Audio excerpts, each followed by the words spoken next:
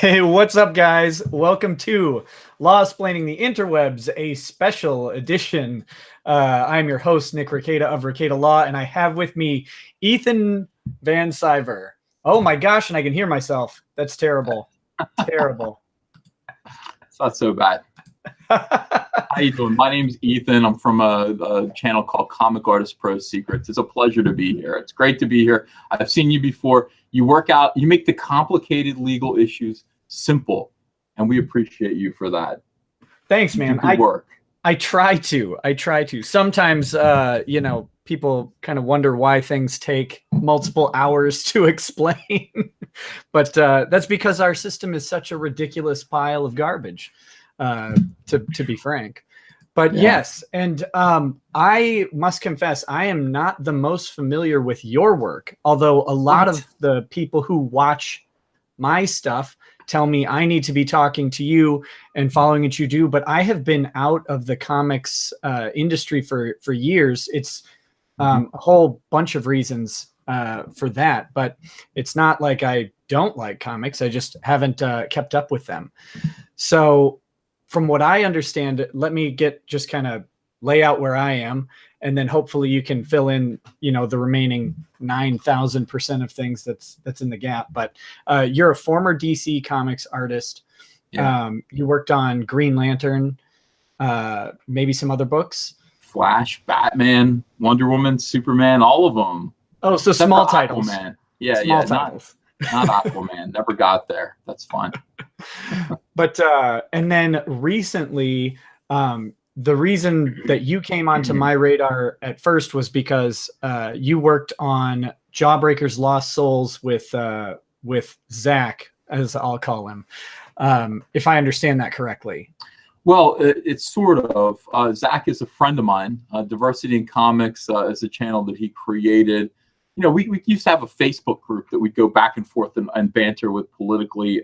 He was usually on my side. That guy was like a dog with a bone. I swear to God, he was vicious and hilarious, and absolutely loved having Richard C. Meyer, otherwise known as Zach, on my Facebook page. He was great fun.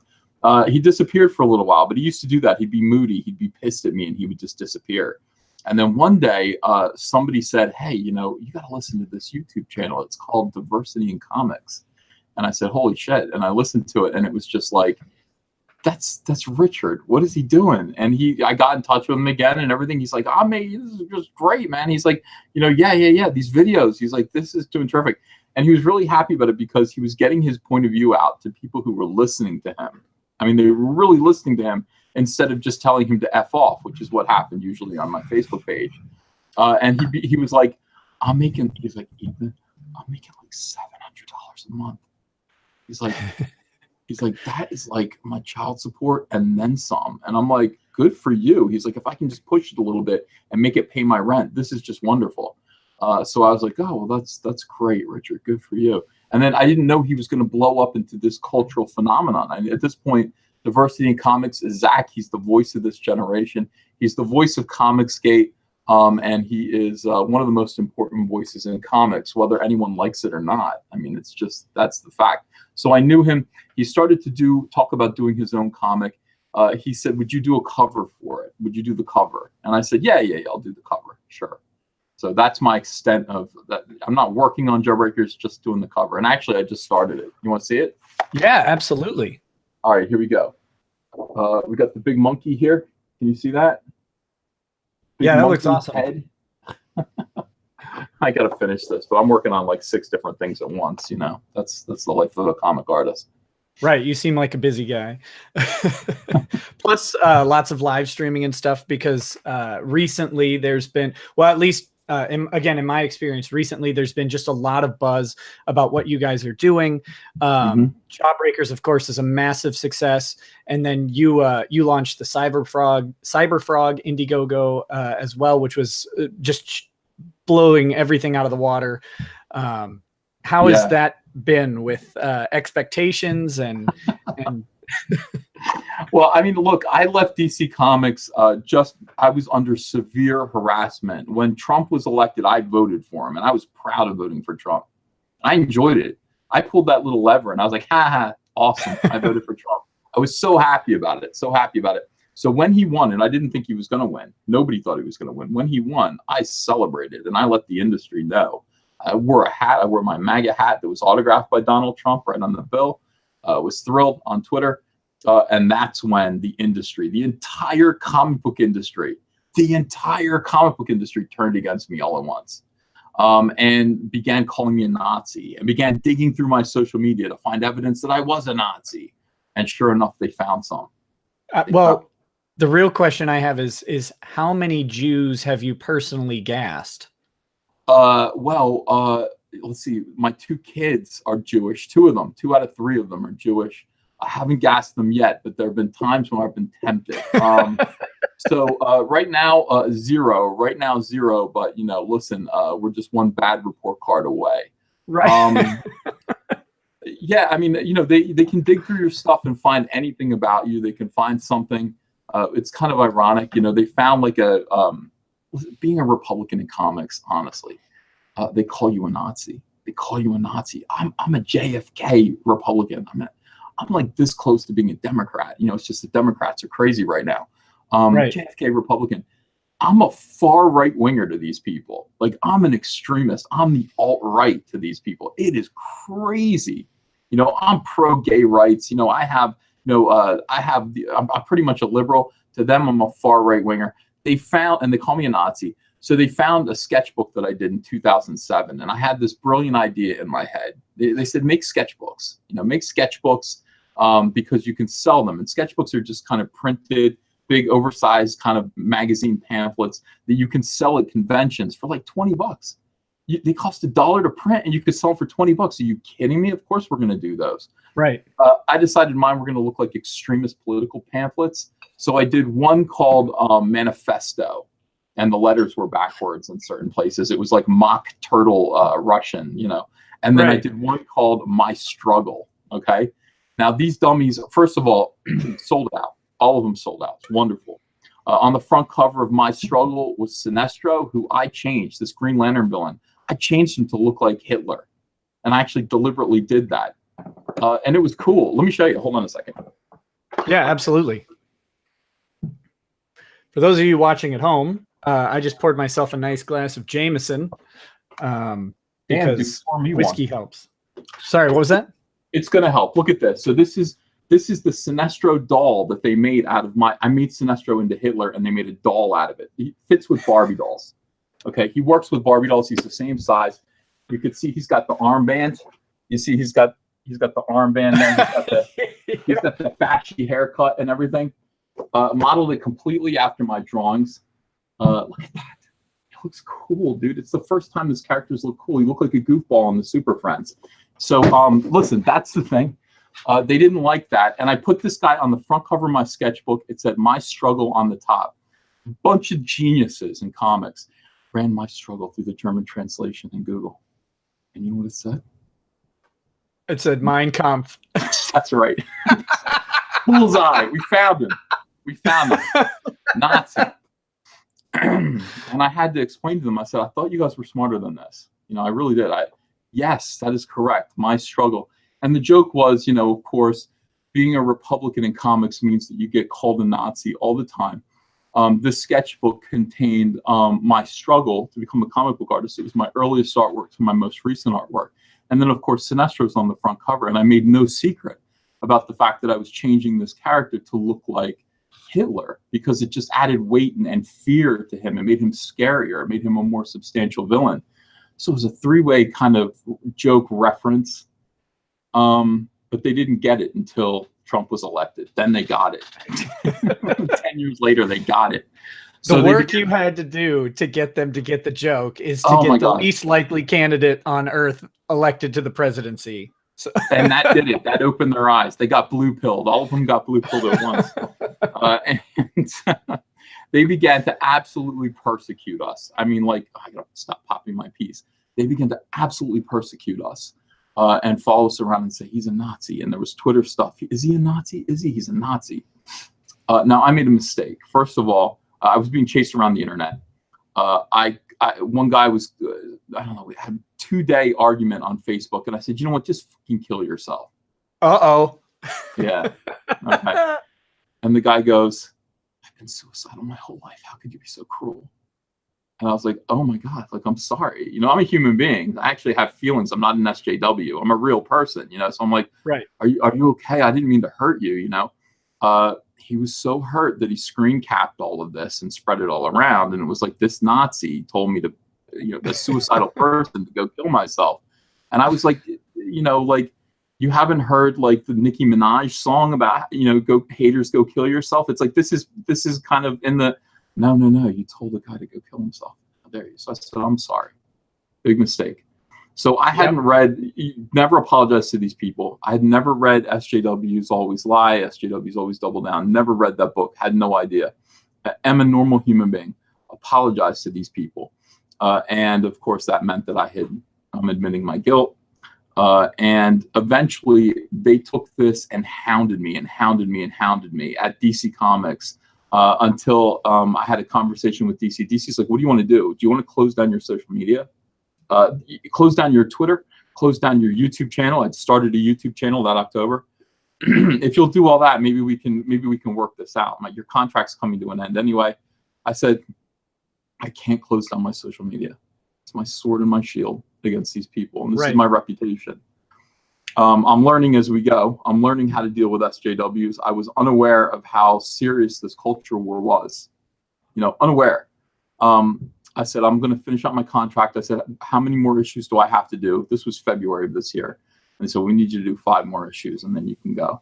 So I did 4 issues and I begged them. I just said, please let me go. I want to do Cyberfrog. So I did. I finished my 4 issues. They let me go a month early. And SJWs rejoiced. Ethan Van Sciver, the Nazi, is no longer working at DC Comics. And that's it for him. And I saw them, all these terrible things they were posting all over the internet about how I'm going to die under a bridge, homeless. You know what I mean? Unloved. My life, my career was over. This was it. I don't know why they're like that. Do you understand these people? Do you know why they're like that? No, I don't. I don't know why they want to kill people. It's amazing that you uttering a joke like an internet meme, go kill yourself, is the worst thing you could possibly do. Of course, not being able to have any idea that this person was suicidal in the first place. But then when you leave DC Comics, it's perfectly acceptable for everyone to say, oh, thank God, he's going to go die under a bridge alone and destitute. Now, but go ahead. I started up my YouTube channel in October, you know, and I started to build that YouTube channel because I felt this coming. I just felt this coming. I was like, I'm going to build an army. And, you know, I did. I have like 75,000 subscribers now. And I entertain them every single day about Star Wars, about comics, about, you know, pop culture stuff that I'm involved in, that I'm interested in. And they've been extremely helpful because when I left DC Comics, I said, I'm leaving to go get rich in the independent field. And everyone laughed at me. Everyone laughed at me. I said, you don't understand. Like, I know what you know, brought back a property that I'd created in the 90s called Cyberfrog. They were like Pepe. It's got to be Pepe. No, I created them in 1993. But you see the synchronicity of all this? Do you see how wonderful it is? Brought out Cyberfrog, crowdfunded it, used my social media to market it, and raised $538,000 on the first issue. That's amazing. Just absolutely amazing. Like, fantastic success with that. And that kind of leads me into a question I have. We're going to get to the anus stuff in a bit. So for the people in the chat, I've seen a couple of people ask about it. That is on the menu and we'll get there, but I want to get there organically. I want to arrive at the anus at the appropriate time. You have to see how we got there. We got to build up to this. It started with Hitler and then it ended up with asshole. But, you know, stuff happened in between, you know, I mean, that's the thing. So exactly. So, this kind of leads me into questions I wanted to ask you about Comicsgate, about independent publishing, crowdfunding, and all of that. So different people have kind of a different opinion on what Comicsgate is. It's wrapped up with gate being sort of a de facto controversy term since, of course, Watergate. But it's not the same as Gamergate, right? Gamergate was kind of, the way I was thinking about it today is Gamergate was kind of like a media event, where I don't want to call it a media event like it was some planned thing, but it's like this series of reports about a specific set of circumstances, whereas Comicsgate seems to be more of a movement, almost like the people involved in Comicsgate, which I'm going to put you in because you seem to identify that way, are taking ownership of Comicsgate and using it to promote a different way of doing things. So I wanted to first ask, is that accurate? Is that how you see Comicsgate with respect to yourself? Yeah, but I think they're all related. I think Gamergate, excuse me, and I think that what's going on in Magic the Gathering, I think what could be loosely called Star Wars Gate, I think, and then Comicsgate, all of these things are interrelated. Okay, and what they have to do with is they have to do with progressive ideologues invading male-dominated hobbies and implementing change, unwanted change. They always follow the same prescription. These ideologues invade your favorite hobby. They get in somehow. They find themselves in leadership or roles of influence, positions of influence within these hobbies. Then they start hiring more social justice warriors. They start bringing in social justice warriors who really don't belong there. And these social justice warriors look around and say, hey, this thing that you like, whether it's NASCAR, whether it's the WWE, whether it's comics, whether it's Star Wars or Gamergate, how about that? Yeah. Or Warhammer, that's coming. That's coming. Yep. That is toxic masculinity. It is racist. It is bigoted. We got to make some changes. We got to start bringing women in here. We got to bring in some women's. And so they do. They start to make They start to pretend that what they are doing is they're changing this property in order to grow the audience. Now, wouldn't the WWE double its audience size if some of the wrestlers were women who look like Lena Dunham? Because then surely women would suddenly love wrestling. If Lena Dunham was wrestling another Lena Dunham, women would suddenly be interested in this masculine hobby or interest. And this is the lie that they tell each other. This is the lie that they tell you. They say, and then they come in, and basically what happens is all of the men go, what the hell are you doing? What are you doing? We don't want this. Like, get out of here. You're ruining our thing that we enjoy. We're men. We enjoy this thing. You're ruining it. There aren't enough women in there. There are plenty of women, but the women who enjoy wrestling they enjoy it the way it is. Now you're asking, if you're married to a woman who's not really into pop culture stuff like I am, and you can ask her, I'm going to ask my wife, is the reason that you don't like Star Wars because there aren't enough women in it? Now, if I put more women in it, in starring roles, would you suddenly be interested in Star Wars? And the answer is no. I'm busy looking at China on Google and spending your money, buying gravy boats and things like that. Okay. That's what women like to do. That's what women do. Women aren't interested in Star Wars. And it's not because of the men. It's not because it doesn't have enough women in it. Women don't like to look at themselves on the screen. This is the weird lie that they all tell each other. They think women like to look at themselves on the movie screen. They don't. They want to look at The Rock, if anything. You can take them to go see one of these movies as long as they can look at a hot guy. That's fine. They don't want to look at themselves. They don't. Anyway, the men leave. They leave the hobby. They leave comics. And then there's an empty shell full of virtue signaling SJWs who say, oh, hooray, look, representation matters. How come sales are dropping 10% a year? How come all the comic shops are going out of business? What's going on? And we say, we know. And they say, you're racist. Right. You're a bigot. You hate women. You hate transgenders. You hate the LGBTQ, WXMYP, whatever community. You hate those people. And don't forget the plus at the end of that, bigot. Just in case we miss someone in our collectivism. There are like 3 A's in a row in that. I'm like, what do the A's stand for? I don't want to know. I don't want to know. You don't. I'm sure you don't. They're adding things. That is Gate. That is a geeker gate. Now in comics, that is exactly what's going on. Comic books around 2014 began to be invaded by social justice warriors who turned the lefties. And comics have always been kind of lefty leaning, even though I know tons of very frightened Republicans in big spots in creative and comics who are keeping their mouths shut. Turn those lefties into lunatics after Trump was elected. Absolute lunatics, intolerant. They're making drastic changes to annoy the readership. There can be no other reason. There can be no other reason you would look at the Avengers movie, which is perfect, okay, and say there are too many white males. We have to kill Thor and then replace him with a woman. We have to kill the Hulk because Bruce Banner's a white male. We have to replace him with a little Asian kid who has zero problems and enjoys being the Hulk. Nobody wants to read that shit. And Captain America's a Nazi because he represents America, and we know America's a Nazi right now.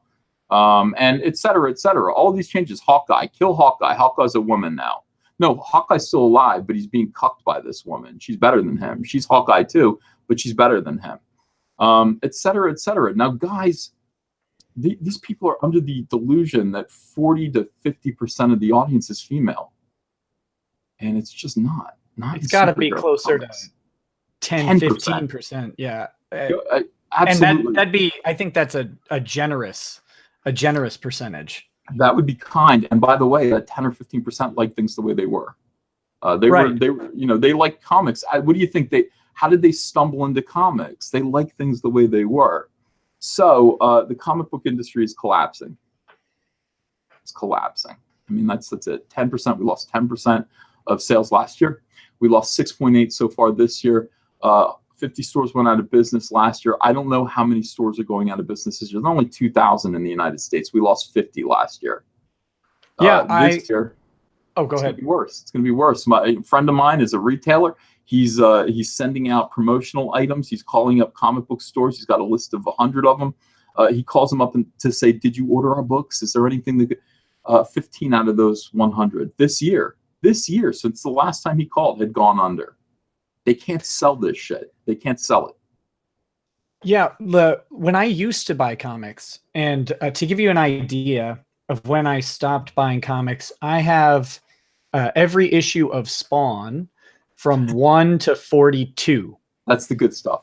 Yeah. Yeah, and I loved it. My uncle introduced me to Spawn. At the time, Spawn 10 was out.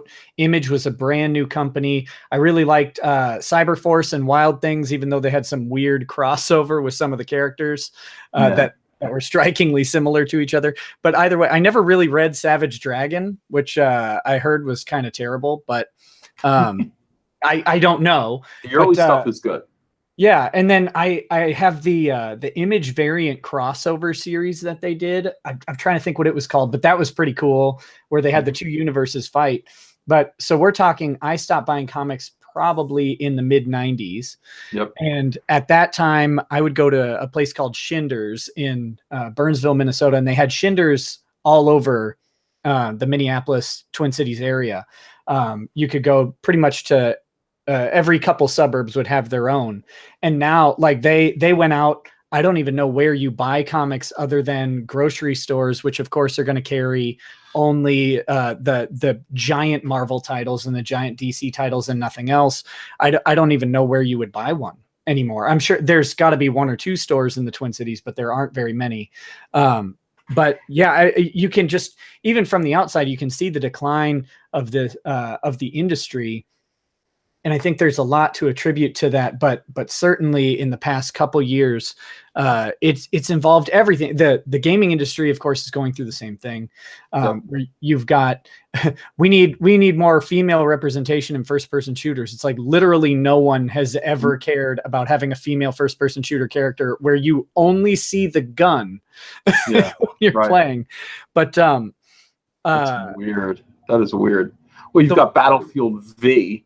Battlefield V that just came out, and people, it's just, I have to tell you, video game manufacturers, I mean, you know, we don't want to role play as a woman. We don't. I mean, guys don't want to do that. They just don't want to do it. You know, I know that's hard to believe, and maybe that makes us all sexist, but we we want to be, if we're going to enter the fantasy of a video game where we're shooting Nazis, we want to be great, big, burly, American men with lots of guns and lots of weapons. That's what we want to do. We don't want to, we don't put on dresses at home, most of us.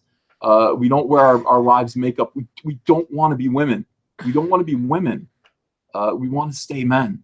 And you'll find that if you produce games that allow, regular guys to become big, burly, badass dudes with lots of machine guns, you're going to sell a lot of copies of that game.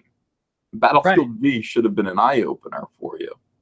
Yep. And speaking on the gaming front, I used to play MUDs and I used to play EverQuest back at the forefront of MMOs, I guess. And sorry, Ultima Online. Hashtag represent. But it was always the running joke was that the female player that you're talking to, one was probably a dude and two was a little bit weird. Unless you knew that was a female there, and of course there were female players, absolutely. But it was always like the make sure you check the skirt was the joke, right? And because typically the overwhelming majority of guys don't want to, like you're saying, they don't want to role play as a female. What they want is to enter the fantasy where they are this peak of physical accomplishment that is out defeating everything, because that's always the fantasy. Of course. Yeah. Yeah. You mentioned earlier it's the same with comics. It's the same thing with comics, Right. And you mentioned earlier, like women want to go see The Rock on screen. They want to see the big attractive guy. And in a weird way, so does the guy, right? Because the guy wants to insert himself into that role. Like, no, I'm saving the day. This adventure movie is about me. And that's typically, and we want to go save the supermodel too. We never want to save the Lena Dunham. Right. But that's wrong. That's wrong. They're supposed to save us, you say. Right. And by the way, most women can beat, like an average woman, just a 5'6" skinny little woman can kick the hell out of like half a dozen Navy SEALs. Just roundhouse kicking them in the face. That's completely believable. Knocking people out with a bow staff. I'm looking at you, Ray, from The Force Awakens. Absolutely. Absolutely. Hey, all 115 pounds of Ray behind that bow staff is definitely taking out whatever opposition is there. She's 16 years old. She's 16 years old. Is there anyone out there that can't handle a 16-year-old? Bring me any 16-year-old girl. Bring me any 16-year-old girl. I'll beat her up. Someone snipped that. No. I can kick any 16-year-old girl's ass. I'm like Andy Kaufman. Bring them over here. I'll show you. I don't care. Bring all the Rays over here from Star Wars. Absolutely. It's just a weird thing. It's a weird thing that's going on in the culture right now. People don't like it. I mean, people just don't enjoy it. And that is, that should be evident, and I hope it is evident. I hope they suddenly wake up and realize that, capitalism is a thing. You should be listening to your market. Now, this is what Comicsgate is. So this is a plucky group of individuals who are basically tired of this progressive nonsense in comics. It's a small industry. I mean, it's getting smaller all the time. And Zach from Diversity in Comics just reads these tweets from these progressive weirdos, and he's just like, he always says, how much smaller do you want this industry to get? How much smaller do you want it to get? It can get smaller, I suppose, but eventually it's going to implode. I mean, you're not listening to the customer base. You're doing things deliberately to irritate them. Marvel Comics has a motto that says an angry fan is an engaged fan. Yes, but for how long? For how long? I think you're seeing that now. You're seeing people flee the business. You're seeing people flee the hobby, I should say. And, the answer to that is to overship the books because they're under-ordered. Overship them, more variant covers. Do whatever you have to do to keep your profits up, while the sales are coming down. I mean, they're tumbling down. So the cover price of the book is raised. The cost of the paper that you're using for these comic books is lowered. The price of the talent, how much you can afford. I mean, they can't afford me.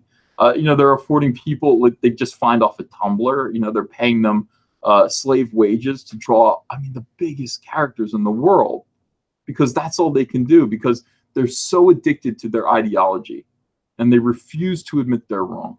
They refuse to admit they're wrong. They refuse to put things back the way that people want them, because that would mean that maybe their ideas weren't very good. And that would mean maybe there was a reason. Maybe Trump really did win in 2016. Maybe Trump really did win. And maybe that's where America is. Maybe that's where the world is. And that's sad for you. I understand that.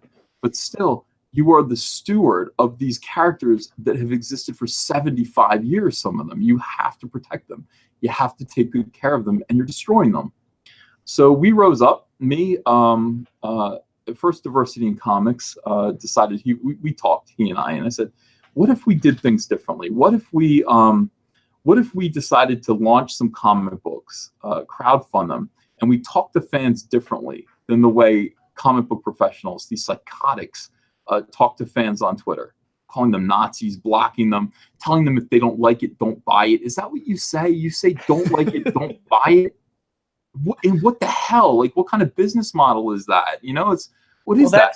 That's how Henry Ford built the automobile industry. He said, if you don't like it, don't buy it. Not let me show you why it's better than a horse and buggy. It was, right. No, you just are stupid, and you clearly don't understand what you're talking about, and go back. Exactly.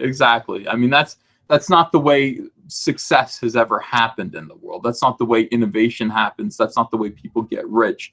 And when I told, my quote about leaving DC was, I'm going into the indies to get rich. And they all laughed at me.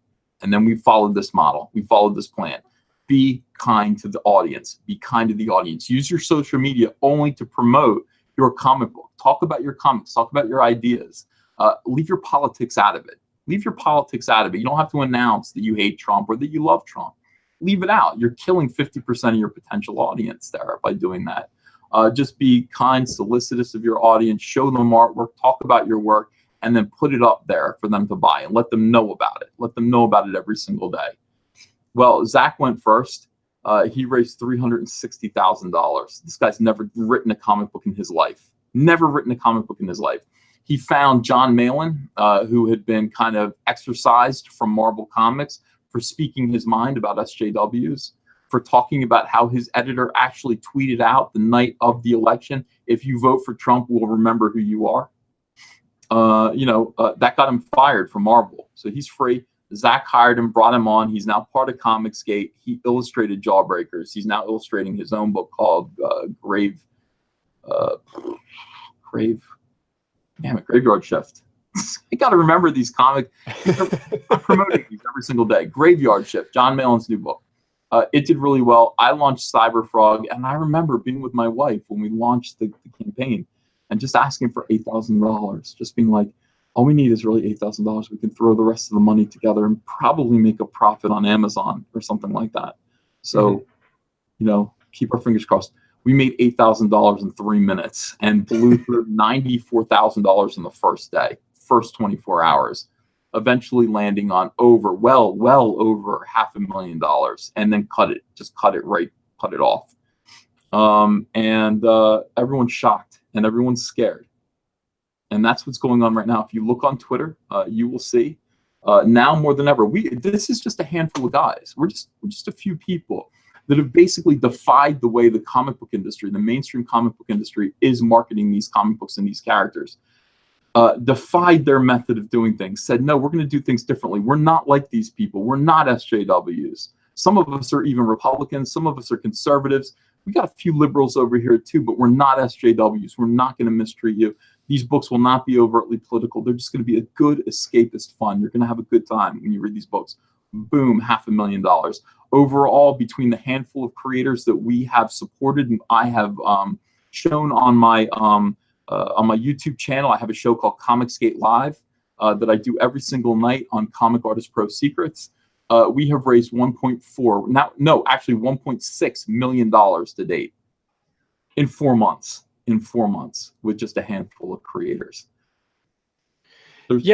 And that's what I've noticed, the big difference between the Comicsgate and all the other gates that are involved in Nerdgate is that you have a group of guys who have taken sort of taken the reins and turned it into a movement for good.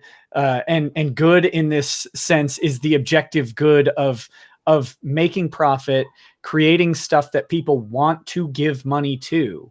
Like that, that's an objective good. I put out a product, people want to purchase it and consume it. It then helps people provide more products and bigger things. And someone was kind of describing to me different ways Comicsgate has been described. They mentioned that in one, I think maybe Zach has characterized it as like a ship trying to pull away from the gravity of the comics book industry. And you've described it more like an ark. Noah's Ark, and it's raining. Yeah, come on board. This isn't just a drizzle. This is the real thing. So then join us or die. I have a question that was my friend who actually hooked us up on Twitter. I won't dox his name, but he's the guy who put our direct message together. He was asking me, how does someone how does someone become a part of the Comicsgate movement if they're a creator without looking like an opportunistic a-hole, so to speak? And at this point, you mean? Yeah. Yeah. How do you do that? Because you know, I know him, and he's a good guy who just wants to make good work. But other people have got to be wondering, like, okay, so now I see this group of Comicsgate, they've got this thing, and I guess the question, I guess to kind of morph that question is, are you guys creating a movement that people can identify with that will allow them to bypass the gatekeepers, but to do it in a way that is honoring, I guess, to the movement, to the fans, to people out there? Like, how do you go forward from here? Because we're breaking all the conventions of gatekeeping and publishing that have been around. We're using the internet to get past this. And we see this with music. We see it with movies. We see it with YouTube. Like, I don't ever watch traditional media anymore because I just sit around watching people play Total War Warhammer 2. And I'm like, I don't YouTube. Me too. I don't understand it, but I just love the heck out of it. So that's a big deal, by the way. You saying I don't watch TV anymore, I just watch YouTube. That is a major thing because look, I mean, that's where the kids are too. I mean, that's where the kids are. You're younger than me, but I just discovered YouTube myself, and that's all I watch. There's no reason to put on TV anymore. I can watch what I want whenever I want, and I'd rather listen to real people talking about the news rather than just CNN telling me about their angle, their acceptable angle, on their spin on things. YouTube is the key. YouTube is absolutely the key. There is no gate anymore. There's no gate. All we've done is create a formula. All I've done is create a formula. You don't have to come through me. I am not the leader of Comicsgate. You are. You're the leader of Comicsgate. Anyone who says they're the leader of Comicsgate is the leader of Comicsgate, and anyone can be too. I mean, that is the whole thing. So you don't have to be an opportunistic. God, I hate when I do that. Opportunistic a-hole to get into Comicsgate. For one thing, it isn't an opportunistic thing. I mean, it isn't something that you can engage in cynically because it is a gigantic risk. It is a risk to do so because if you already are in comics, you're basically telling everyone in comics that you do admit that the way things are going and the politics that are driving sales down, you find abhorrent, or at least you find inconvenient at the very least, and you see that our way is a better way. That is going to change your life. That's going to change your life as soon as you say those words. You will be attacked viciously, and there's no guarantee that you are going to make a lot of money at this. There's no guarantee. You need to build your platform. I mean, it's very simple. You build an audience, plus you give them a reason to buy. Bam, you've got money. Give them a good product.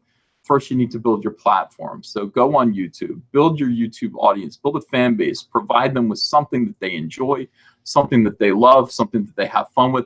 Let them connect with you, connect with your audience, connect with your market the way that Stan Lee did in 1961. How do you do that in this day and age? How do you become Stan Lee? It's not 1961 now.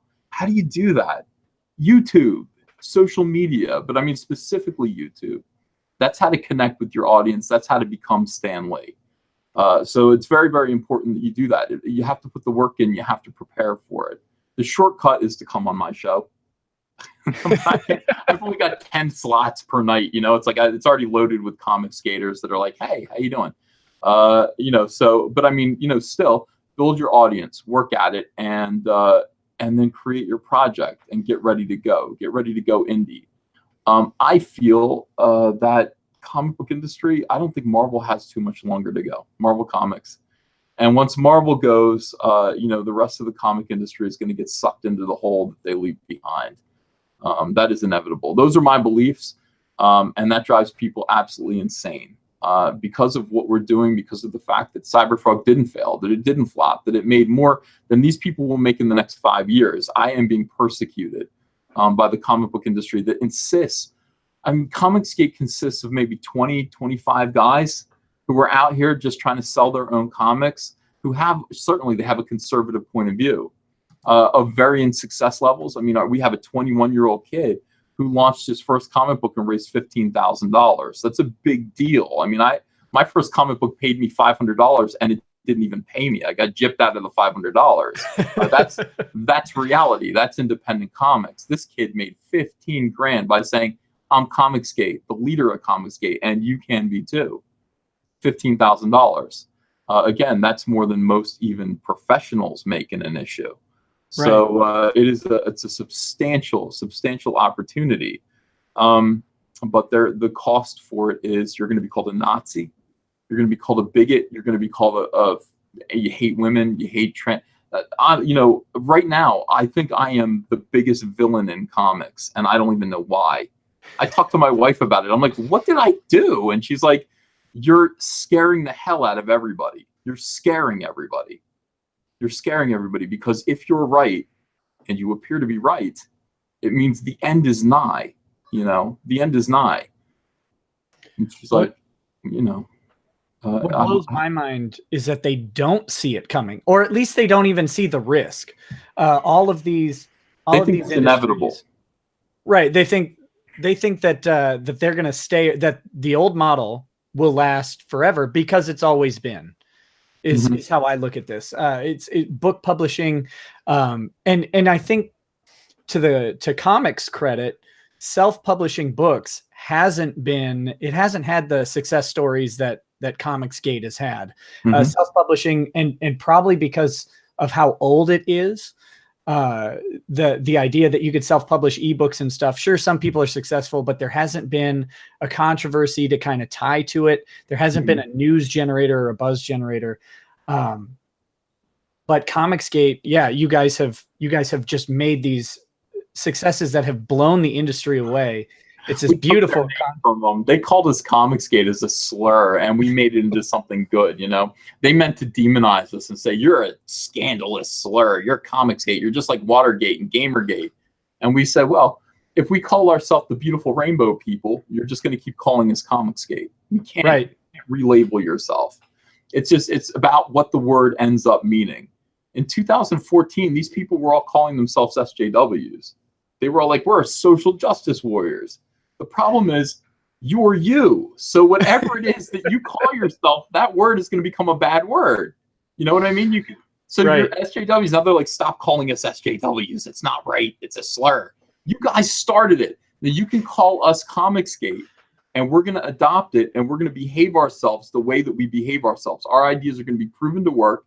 And then eventually you're going to realize that Comicsgate is a positive word because that's what we've made it. These labels, oh my God, the left is obsessed with labels. They don't understand how to use them.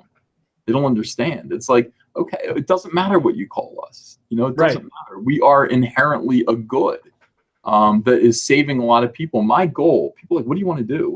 How do you want to end up? Why don't you start a big company combining everybody? And I'm like, well, I'm a capitalist. I'm not interested in publishing everybody else's work. I'm interested in publishing my own. And what I would like to do is I would like to put out 6 or 7 comics that are mine, that are my ideas. And I want to hire people, and I want to pay them a living wage. I want to pay them a good page rate like comics used to. And my dream is to have a big company picnic where all of these families exist because of my stupid ideas. You know, my dumb ideas are giving these people a living wage. And I'll just look with my wife and I'll be proud of myself. And that's it. I mean, that's the ultimate goal. You know, it's like, that's what I want to see this end up as. And I want everyone else who's doing this to have the same goal in mind. Start your own company. You know, bring your own ideas into reality. Employ other people, you know, to do your comics for you until they're ready to do their own. And let comics grow that way, organically, with profit in mind, not with social justice, you know, left-wing ideology in mind. But again, these are very dangerous ideas. These are ideas that might cause someone to take a picture of their butthole and send it to you in the middle of the night. Right. And I do want to talk about that, but I just want to touch on one more thing before we get to what I'm calling the onus of the anus. Is what you're talking about. It's funny because you're talking about these dangerous ideas, and to some people they certainly are. But what they really are is this cyclical capitalism that happens specifically in the US. You know, every 20 to 30 years, we really see it. We saw it in the really early 1900s with the guys, you know, you just go watch the documentary, The Men Who Built America or whatever. Yeah. Which was really just amazing, about Vanderbilt and Carnegie and all these guys building up industries that didn't exist by just doing the hard work, making the right connections. And then, you know, after World War II, we get into the 50s. We've got a lot of, some guys notice that there's a lot of workers who came back from being at war. There's a bunch of void in work being done. And they had a bunch of money sitting around because they were all fortunate enough to be in college while everybody else was fighting a war. So they mobilized and started building America. They started building houses. They started building roads, and so they made a new titans of industry.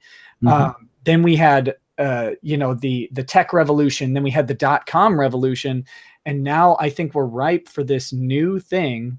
That's kind of, we're like 20 to 30 years past the .com revolution.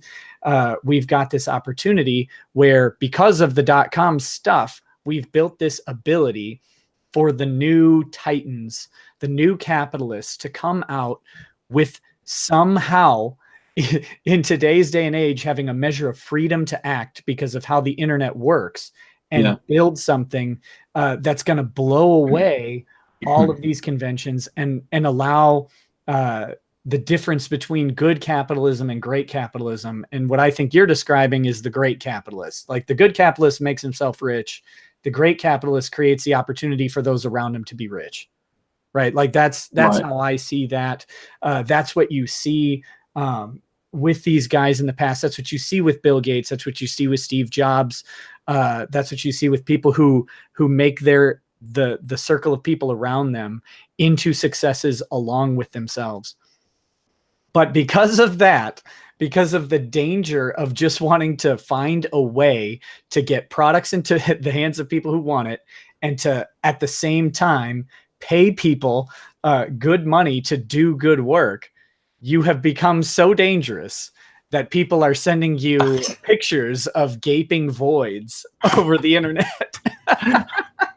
I don't understand. I really don't understand.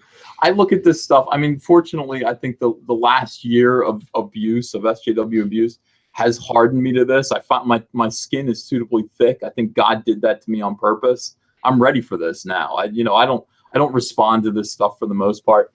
Some guy, some DC Comics artist, who was working with Zoe Quinn over at Vertigo, right? Zoe Quinn's artist, Robbie. Zoe Quinn belongs in comics.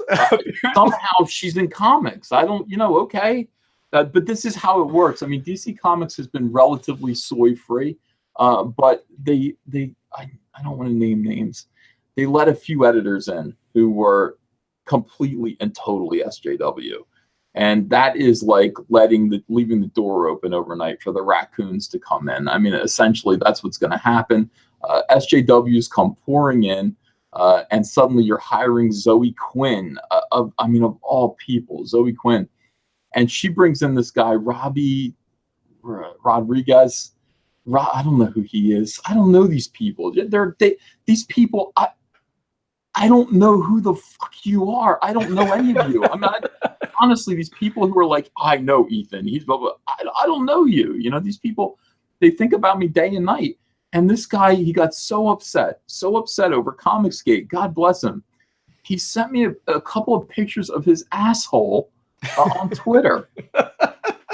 And this guy, he's about to go work at Vertigo. He's got a job. DC has a strict social media policy. It says, this is, or I'm a big fan, big boy, or something like that, under it. It's disgusting, picture.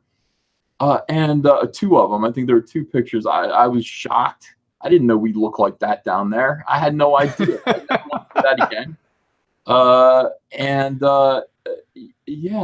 They've basically, my fans are outraged by this. Outraged. And like, do something about this. I'm like, what would you like me to do?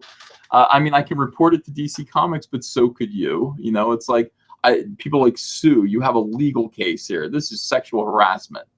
And that's why we're together today, to find out what you think about this issue. I don't know. To me, I'd be interested in hearing what you have to say. Sure. Well, let me first address something that I have been lax in doing. We did get a super chat from Ryan English, who just said, and I think this is pertinent to the discussion right now, I just sit around watching you a-holes having conversations while I sit alone in my basement. So lots of a-holes going around. But I'm gonna pop up screen share for just a second, because there is a fear not, this is not a bunch of lolly frog pictures or anything like that. No, the screen share is just it's to the relevant law that is out there about this stuff. So I'll bring it up, and of course, you and I do not have any attorney-client relationship. I don't think we're in the same state. I can't represent you, so none of this is legal advice. All that stupid disclaimers. Because some people, as you know, on the internet like to try and catch you into things. But this is just general talk about what the law is. So this 47 U.S. Code 223. And this law was originally written about telephone calls. It was updated, I think, in 2013 or something like that, to include basically telecommunications device. But it is illegal, technically, to send an interstate or foreign communications. And if you don't know out there, every single thing you send over the internet, according to the courts, ends up being an interstate or foreign communication, just because of the way routing through the internet works. Everything you send basically leaves the state you're in, even if you're sending it to your next door neighbor. So it leaves and comes back. So anyway, it is illegal to send prohibited acts for commercial purposes. Wait, not commercial purposes. Sorry, prohibited generally. By means of a telecommunication device, knowingly makes, creates, or solicits and initiates a transmission of any comment, request, suggestion, proposal, image, or other communication which is obscene or child pornography. So those two are actually distinguished here, which is weird because the court typically includes child pornography with obscenity generally. But that's okay. With the intent to abuse, threaten, or harass another person. So that's kind of the common reading of the law. And I'll say that the way the courts look at this, it's pretty in line with the common read of it. The only defense to this is generally, I wasn't doing this to harass the person. I was actually making conversation. The courts say the sole intent of the communication is harassing or threatening or abusing the other person. So Robbie's defense in this case would be that he wasn't actually doing this to harass you. He was actually just trying to spark up a nice conversation about black holes or something like that. But he blocked me after that, so that can't be it. Defense shut down, Your Honor. This is open and shut case. No conversation. So the legal aspects, I mean, when we're looking at just a basic breakdown of what the law is, this looks to be an illegal communication. And it's hard to get through to people that sometimes technically illegal acts, it doesn't matter that they're technically illegal. The question, as always, with anything like this is, what do you do with it? People are telling you to sue for sexual harassment, and that's certainly an avenue you could take. You'd want to discuss that, of course, with a lawyer in your jurisdiction. My guess is that lawyer would probably say, this isn't really going to be worth anything. What damage were you caused? I mean, you're not going to therapy because you saw this picture, which is kind of how you start to build up these damages. Is were you injured? Can you show that injury? I think right now what you're doing is probably the wise option. Use it to your advantage. It's in a weird way, it's a gold mine. It gets people talking about you. It gets people talking about your product. It gets people talking about Comicsgate. It illustrates with shocking clarity, despite the low resolution, the difference between the SJW comics industry and these guys over here who just want to make a book that you want to read. Like, and the fact that one side of this issue is literally exposing themselves for who they are. if I can say that. I think you can say that. I think that's fair to say. Yeah. This is my channel. I say what I want. Totally. Within the guidelines of YouTube. Mm-hmm. But so, you know, I think according to the black and white text, you definitely would have a claim. You could report it to the police. You could report it on Twitter. You could do all those things. The question is, and this is only a question that you and your attorney could answer, but is what is the greatest possible benefit I can get out of this opportunity? And people need to look at abuse. This is not to cheapen actual abuse that happens to people, right? And certainly sending pictures, that obscene pictures to people on the internet can be actual abuse. And for you, it may be. I don't know. Maybe you're just very good at hiding trauma. But so I'm not trying to downplay that. But when you look at these things, when you're in your position as I'm building a business, I'm promoting a brand, how do I use this as an opportunity? What step does this get me that I can launch from? And to me, I think you're doing it great. It's created a big buzz. The only thing that you would want to evaluate, in my opinion, is if you're using this to the appropriate level on social media, if you're using it too much, too little, you know, just kind of adjusting that stuff. But using it to illustrate the difference between the Comicsgate versus the old guard comic pros and what these people think. I mean, because these people are tone policing all day. It's shocking. It's absolutely shocking that they sit by and not condemn this. This is ridiculous. I mean, it couldn't be better. Honestly, it just couldn't be better for us to just be like, look, we keep telling you that, like, they're nuts.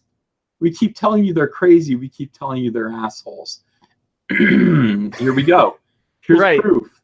You know, nobody can defend this. You can't defend this. This is ridiculous. Why did this happen? It happened because you guys can't just leave us alone. And you're using your media. You're using the journalists, the fake journalists, you know. You're using your social media to announce to people that it's about time we stood up to Comicsgate. We're talking about, like, the entirety. We're talking about, we're outnumbered 1,000 to 1. I mean, it's a handful of guys. We're just trying to publish our own comics. We're not bothering anybody, really. You're lying that we're bothering people, that we're harassing women. Like I said last night, I only harass one woman. She's upstairs. That's it. I'm married. I don't harass women. I'm not looking to harass any women. I'm certainly not looking to harass any transgendered people. I promise you. And gays as well. I'm just doing my frog book. But I think we represent an existential threat. And I think that's why we're seeing this spastic behavior, this spurgery, as they say on YouTube. I think that's why we're witnessing this all go down. Now, I didn't realize how big of a threat we pose to them. I mean, theoretically, I do, you know, but I mean, honestly, they're very, very scared. There's no reason to talk about us to this extent. It should just be like, you know, that either congratulations to Ethan for making, $500,000 on his frog book, or God damn it, I hate that Ethan made $500,000 on his frog book. One of the two, and that should be it. That should really be the end of the conversation if you're a normal person. But these aren't normal people. They're SJWs. They're weirdos. These are creepy, weird, obsessive degenerates. And that is why they can never let this go. They are going to be rooted out, and things are going to change. We are changing the industry. It doesn't matter if you like it. It doesn't matter if you're happy about it. We're doing it anyway. It's happening because that's what's going on. That's what people want. We told you this is what people want. We're proving that's what people want, and there's nothing you can do about it. Send me all the taint pictures you want. I wouldn't. Someone said that too. No. I mean, do whatever you want to do. I mean, that's, we are going to continue doing what we're doing. We're having fun. Every night we do Comicsgate Live. We have young creators come in and hang out with Doug TeNapel from Earthworm Jim. We've got Mitch Breitweiser, former Captain America artist. He's on with us every night. Mike S. Miller from Injustice 2. I mean, these are big, heavy-hitting comic book names that are actually instructing and inspiring the young generation of new talent. And I know you guys are afraid of that.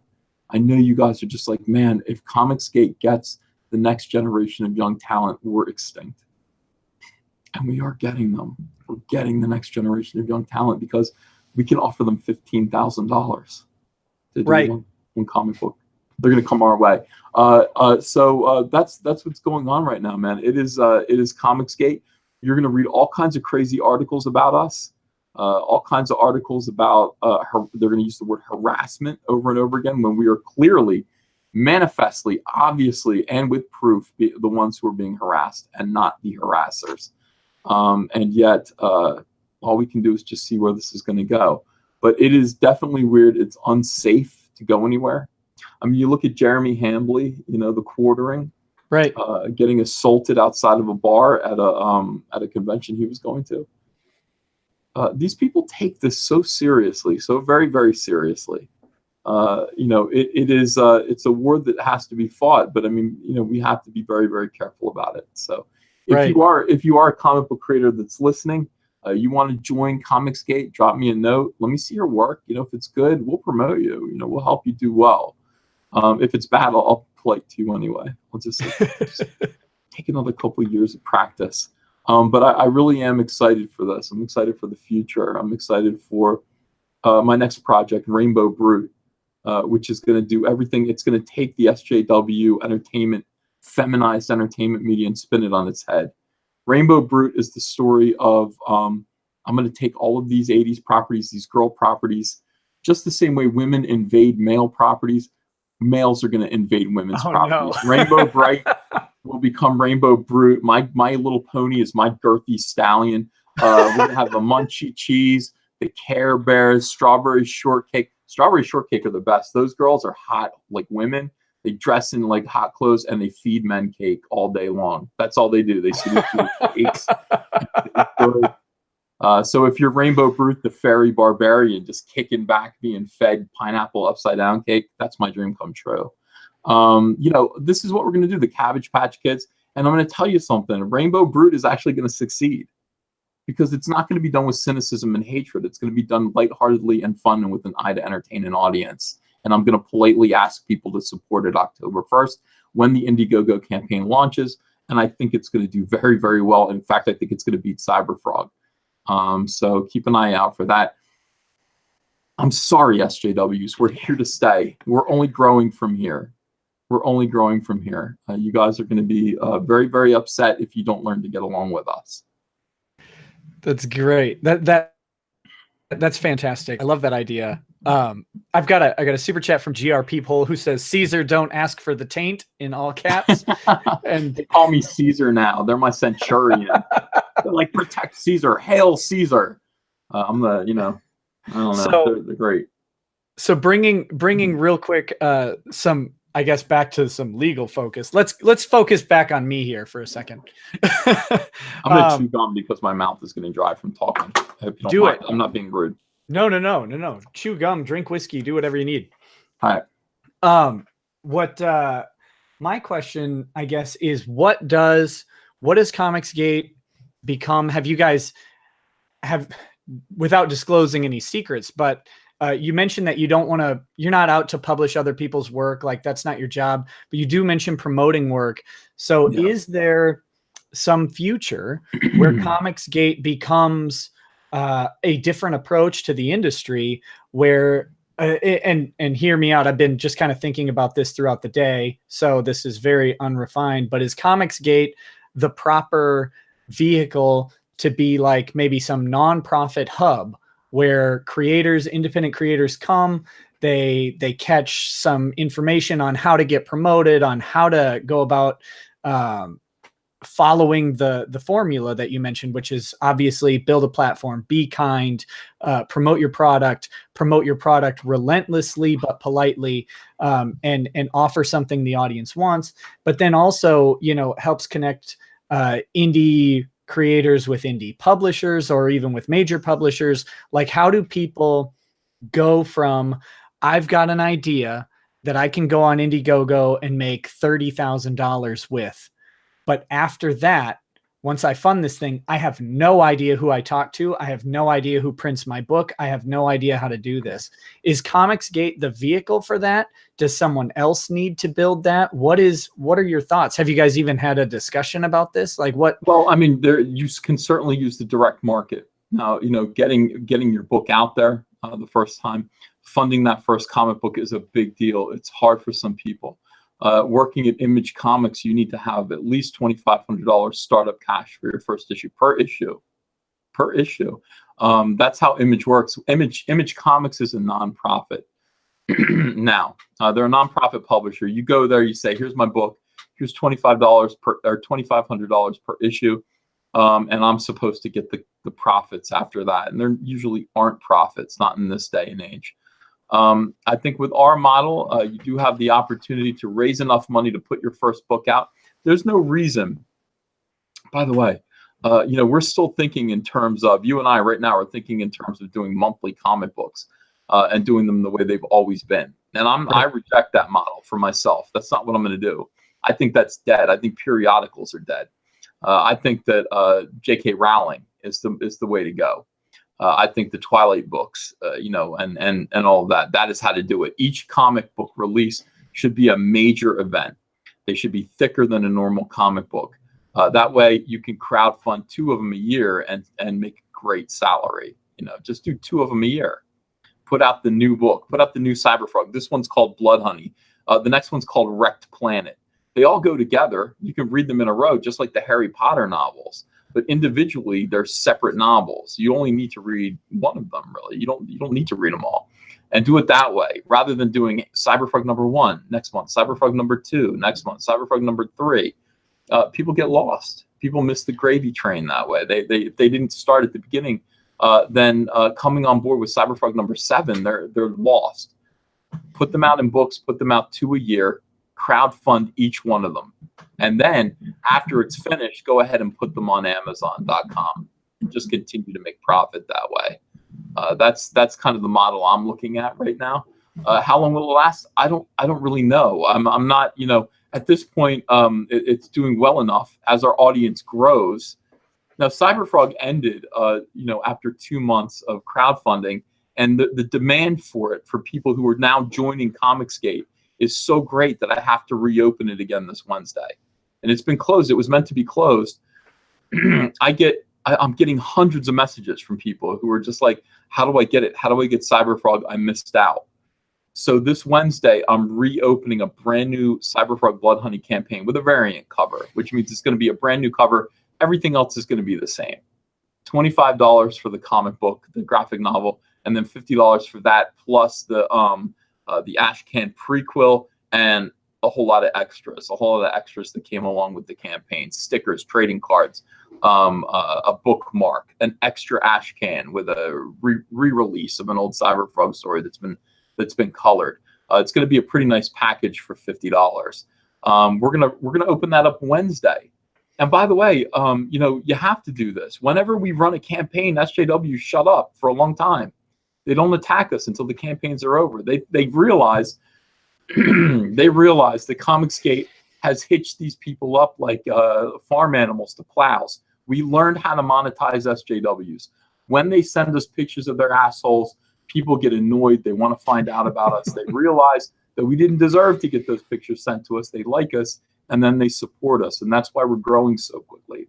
They know that. They know we've learned to monetize them. They say things to me like, you're only selling these comic books because people hate us. That's not going to last forever. I'm like, oh, yes, it will. People will always hate you. People will always hate SJWs. Always. You will never change. Ever. And besides that, the comic books themselves are fantastic.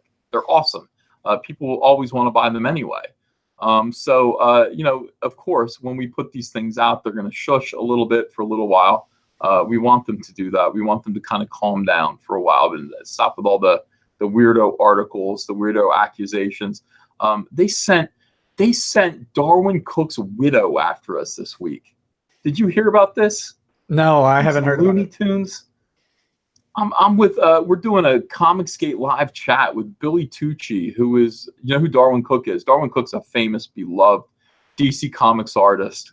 Beloved. We lost him in 2016. Oh, wait, I did see something about this, but please expand, because now that you're mentioning it, yes, I saw something. All right, so I've got Billy Tucci, who's his best friend, on one of our live streams, and he's excited about Comicsgate, but Billy Tucci doesn't quite understand yet. You know, it's like what's coming his way for joining us. And he just offhandedly says, I think Darwin would have been Comicsgate. I think he would have been sympathetic to Comicsgate. And knowing Darwin, as I did, which was just a fun acquaintance, I said, yeah, I think so. I think that might be true.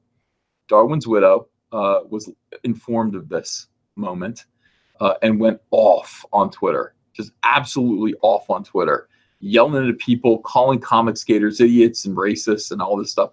Darwin Cook would never have been one of you, never. And of course, comic skaters responded. They didn't know who she was. You know, they just didn't know. This is this woman with a hashtag or with a name, a screen name, nicest girl ever, calling them idiots, calling them racist. So they attacked her.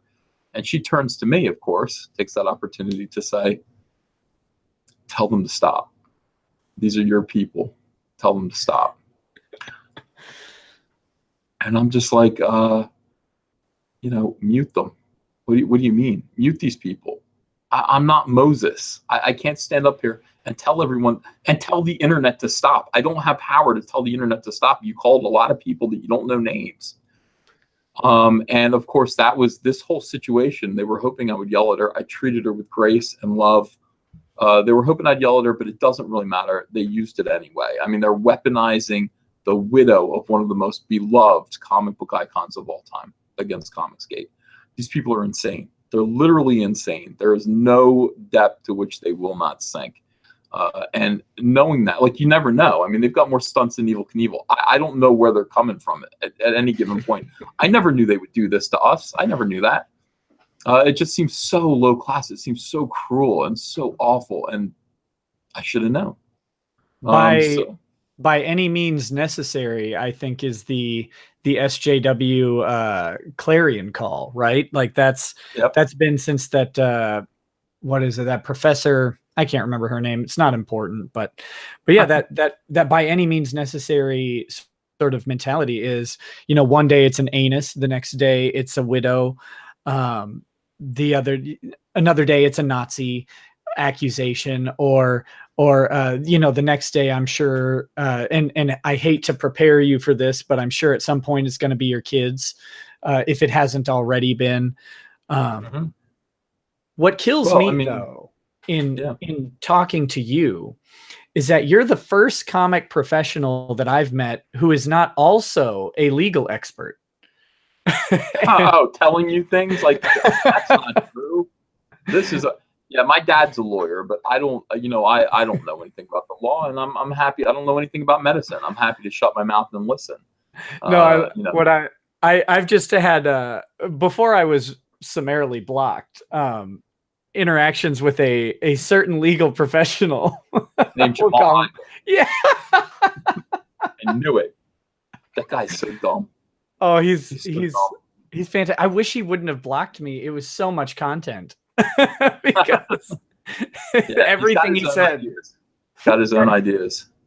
He Yeah. wished me luck. He wished me luck. I think he meant it sarcastically. He said, "Good luck, Ethan." Oh, no, he Yeah. meant that genuinely. Let's give that to him.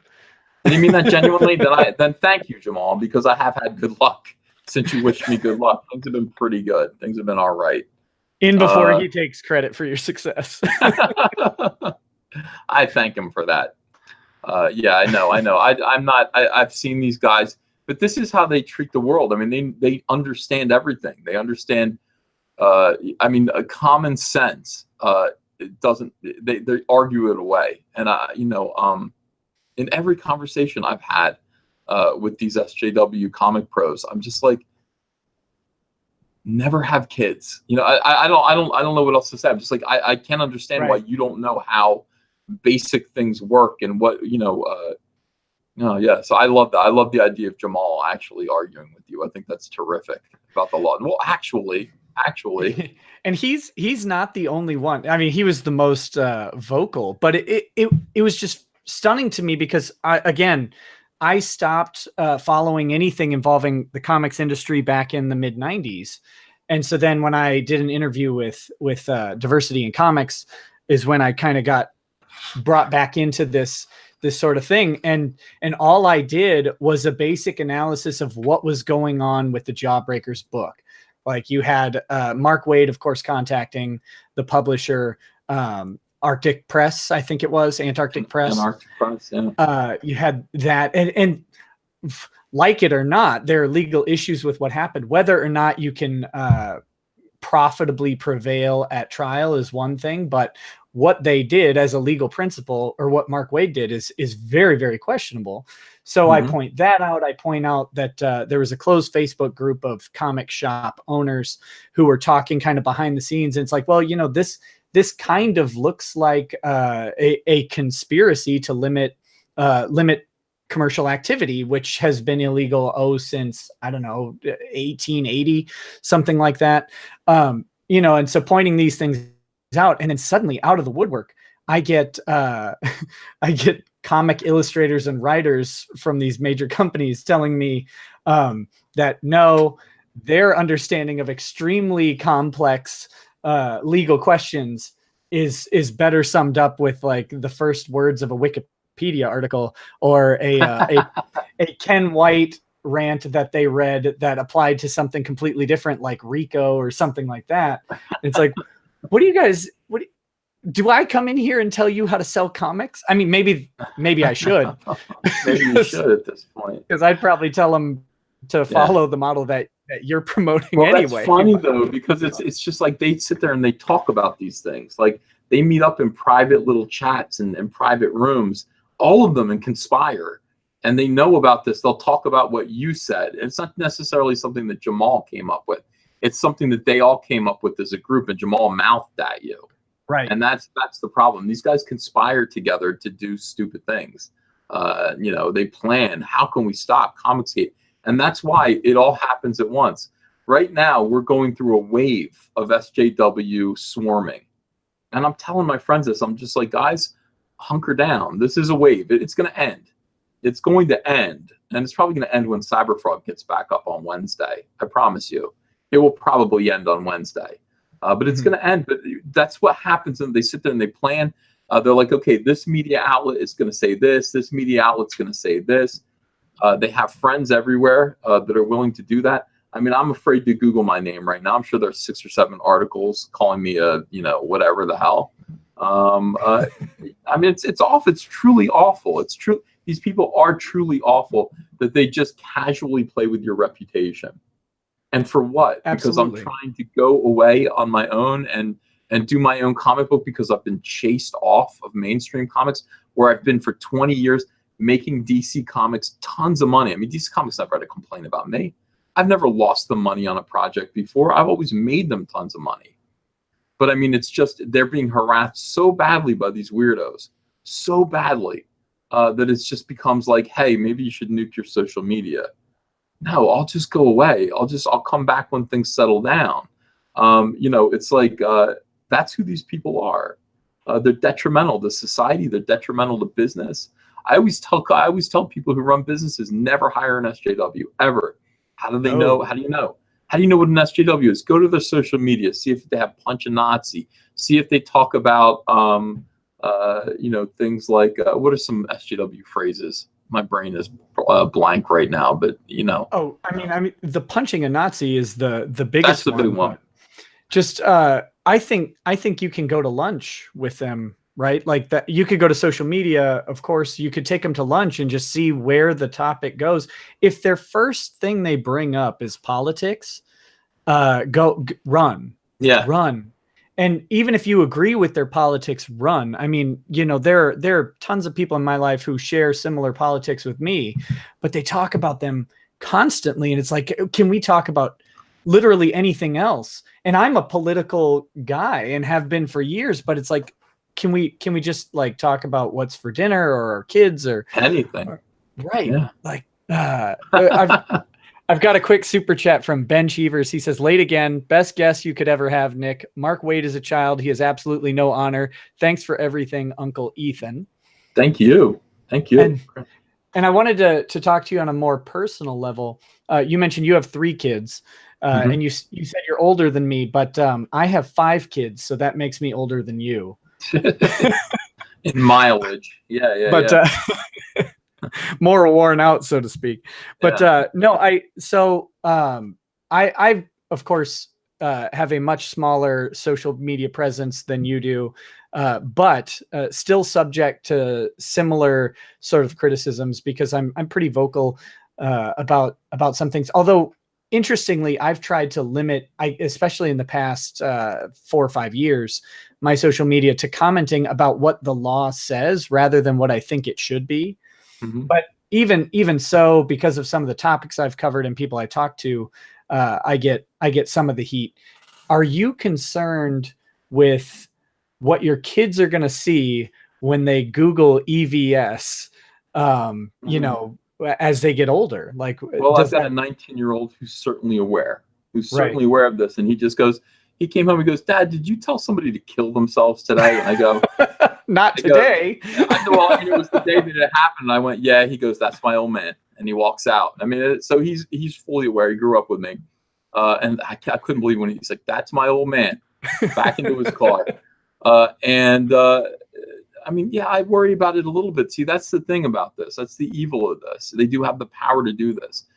They have the power to ruin your Google history, ruin your Google results.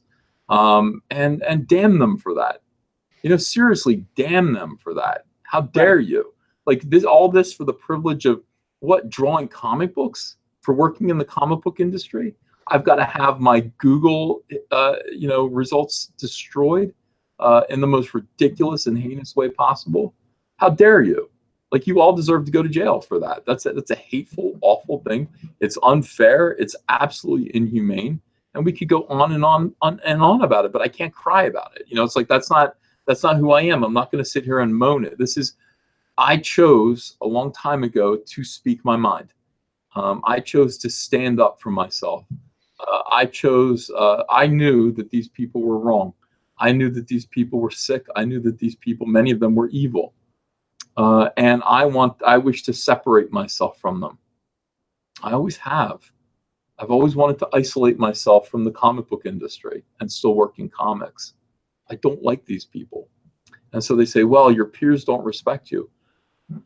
I don't respect them. I don't respect my peers. They make $30,000 a year and complain about Trump all day long. And I don't like their art. So, I mean, I don't, you know, this is the thing. You know, I'm going to have a talk, certainly with my daughter as she grows older. She's the only one who doesn't understand this because she's only 2 years old. But at that point, we'll be very, very wealthy. And I'll say, that's why Dad went through this. That's why Daddy went through all this. That's why Daddy fought this culture war, so that you would have a better life, so that a few people who are like your dad could find a way to make a similar living, to become wealthy, to become happy, to become healthy in a healthy, prosperous comic book industry. I'm only one guy, but I'm going to do that. That's what my life is. That's what I'm for. I feel that. I talk to my wife about that, and I say, you know, men need a purpose. Men need to know what their purpose is. I've never had a problem knowing what my purpose is. Purposeless men become soy boys. They become SJWs. They look for purpose. and they flail around trying to find it. I've always had pretty much my direction has been pointed out to me for some reason, and I don't know why. But this is my direction. This is my purpose. My purpose is to do what nobody else can or is willing to do in this stupid industry right now. And that is to rescue it from SJWs and make it prosperous again for anyone who wants to follow my method. And I think we're going to do it. You know, I'm going to do it. I'm going to get some help, you know, from all of these talented people that are defecting, who believe in this, who are coming with me. We're going to change the whole comic book industry, all of it, all by ourselves. It's going to be amazing. Absolutely. And if you'll allow me to piggyback off of the eloquence you just uttered, if I can give advice to anybody out there younger than me, who is younger than you, don't let the backlash. You're going to get backlash, right? When you decide to speak your mind, as you said, and that's not new. The newness of it is the seeming, and I'm going to call it an artificial prevalence of it on social media, but keep people in your life who are disconnected and who are real. For me, and I'm assuming for you as well, just because of things you've said, when I talk to my wife about what goes on Twitter, she just kind of looks at me and smiles and rolls her eyes, because it's like, that's not real. That's not the real world. No, it's not. And I think SJWs, comic pros, and I think the most damaging being these large companies, these production companies, think that Twitter is reality. They think that if there's like 400 whiny SJWs on Twitter calling for inclusivity in the next movie that they're making, that actually translates to the real world in some tangible way, but it doesn't. And so if you're out there, make the decision to be true to who you are, be true to your principles, because I say this all the time. There's nothing special or interesting in some different way about the people you read about in the news or the people you see on TV or whatever. They're actually surprisingly normal. They just happen to have some skill and opportunity that got them to where they are. And that's fine. But you're also, you have an interesting story. Everybody I meet has a story that fascinates me. And if you really get into, I'm sure you meet tons of people, and as a creative person, you're involved in telling stories. And I don't, I'm going to ascribe this to you whether you like it or not. But I bet when you sit down with someone and just have like a real conversation, get to know them, you're like, wow, like the life experience that you have is so vastly different than mine that it's interesting. It doesn't even have to be like quote unquote remarkable, but just finding out what people have gone through in their lives. Someone has lost something that you haven't. Someone has done something that you haven't done. Like, don't sell yourself short. Don't stop talking just because someone says something bad about you on the internet. The internet it's reality, but it's also this simulacrum of reality. It's not actually as impactful as we give it credit for. And so that stuff is going to go away. The main thing I want to say is that we only get silenced through our own consent. And if we let people on social media, if we let the Jamal Eigels of the world, if we let the SJW people of the world silence what we have to say, that's on us, not on them. You just got to stand by, and yeah, they're going to, like you said, they're going to ruin your Google results. But I think in the end, your Google results are going to reflect something much different than what a bunch of SJWs have to say about you. And I think that's true for most people who want to step into the, I guess, fray. Be overwhelmingly positive, and you will end up overwhelmingly positively influenced, if that makes any sense. That was probably, I was trying to be too profound there. That was good. That was good. I know what you mean. Yeah. I mean, you have to shine, and when they are so very dark and when they're so very bleak and ugly, it's not hard to shine, and there's an opportunity to shine brighter in contrast. I'm grateful for that. I'm grateful for this opportunity. I love it.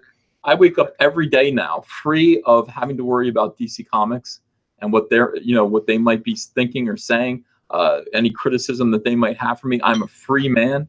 Right now, I'm a very comfortable man with a lot of money in the bank because of these people, because of my fans who support my comic book. I am happier and more content than I've ever been in my life. Beautiful family. And I don't have to see these people. I don't have to see these SJWs. I don't have to see them anymore. I don't have to deal with them.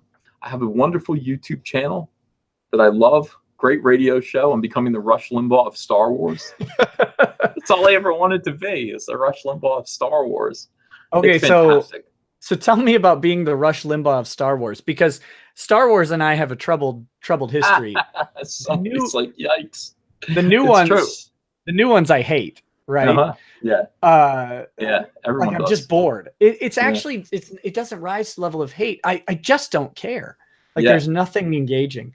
The old ones, I actually, I respect what they did back in the late 70s, early 80s to change the way movies are done, to change the action adventure, to change sci-fi and bring it into a mainstream as opposed to this sort of fringe thing.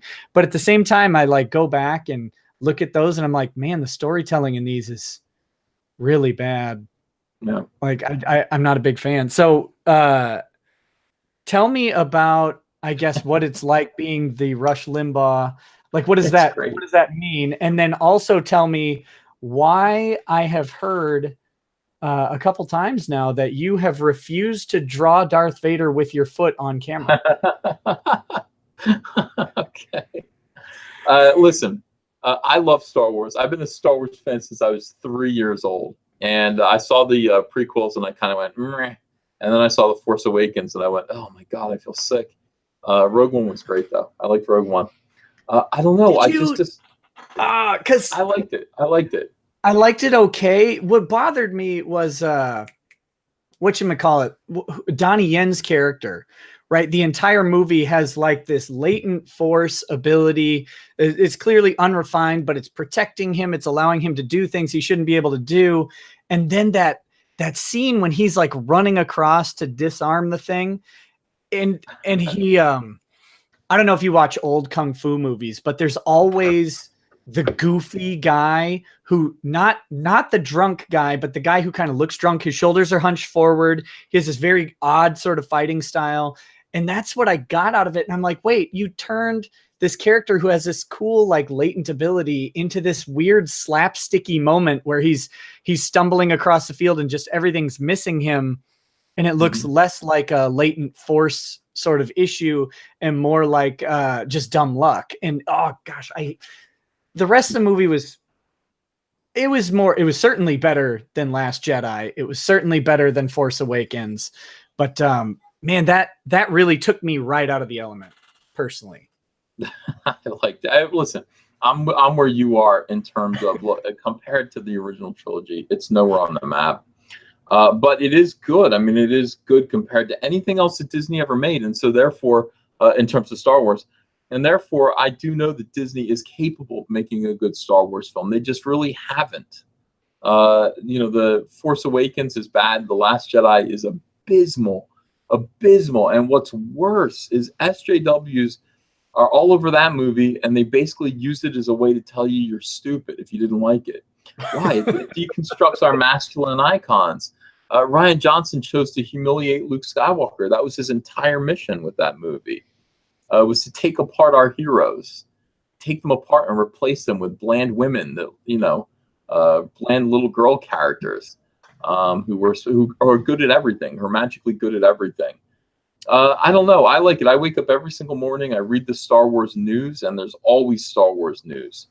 And put together a little morning talk show. I'll do videos about it. Sure.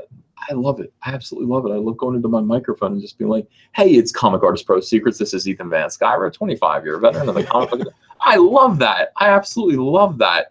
Going into my spiel, changing my voice up and just trying to make it sound fun. It's just, it's something that turns out that, it's just something I would have done if it wasn't for comics. I would have gotten into radio. I don't know. We need to tag team a radio broadcast voice sometime where we just do everything like, hi, welcome to Rekieta lawsplaining the interwebs. This is Nick Rekieta, your host, and we are coming in with some wacky legal stories today. Oh, it's fun. It's fun. Yeah. And I mean, the thing is, all Rush Limbaugh does is read the Drudge Report. I mean, that's all he does. You can see behind him if you watch him. He's got the Drudge Report up, and he's just reading the stories off the Drudge Report. I can do that with Star Wars. So it's been pretty good. Entertaining content. I've come into contact with quite a few people at Lucasfilm who want to kill me. But that's a different thing. I enjoy it. They're talking about foot Vader. Yeah. So these guys decided, somebody saw My Left Foot, not My Left Foot, the movie My Left Foot.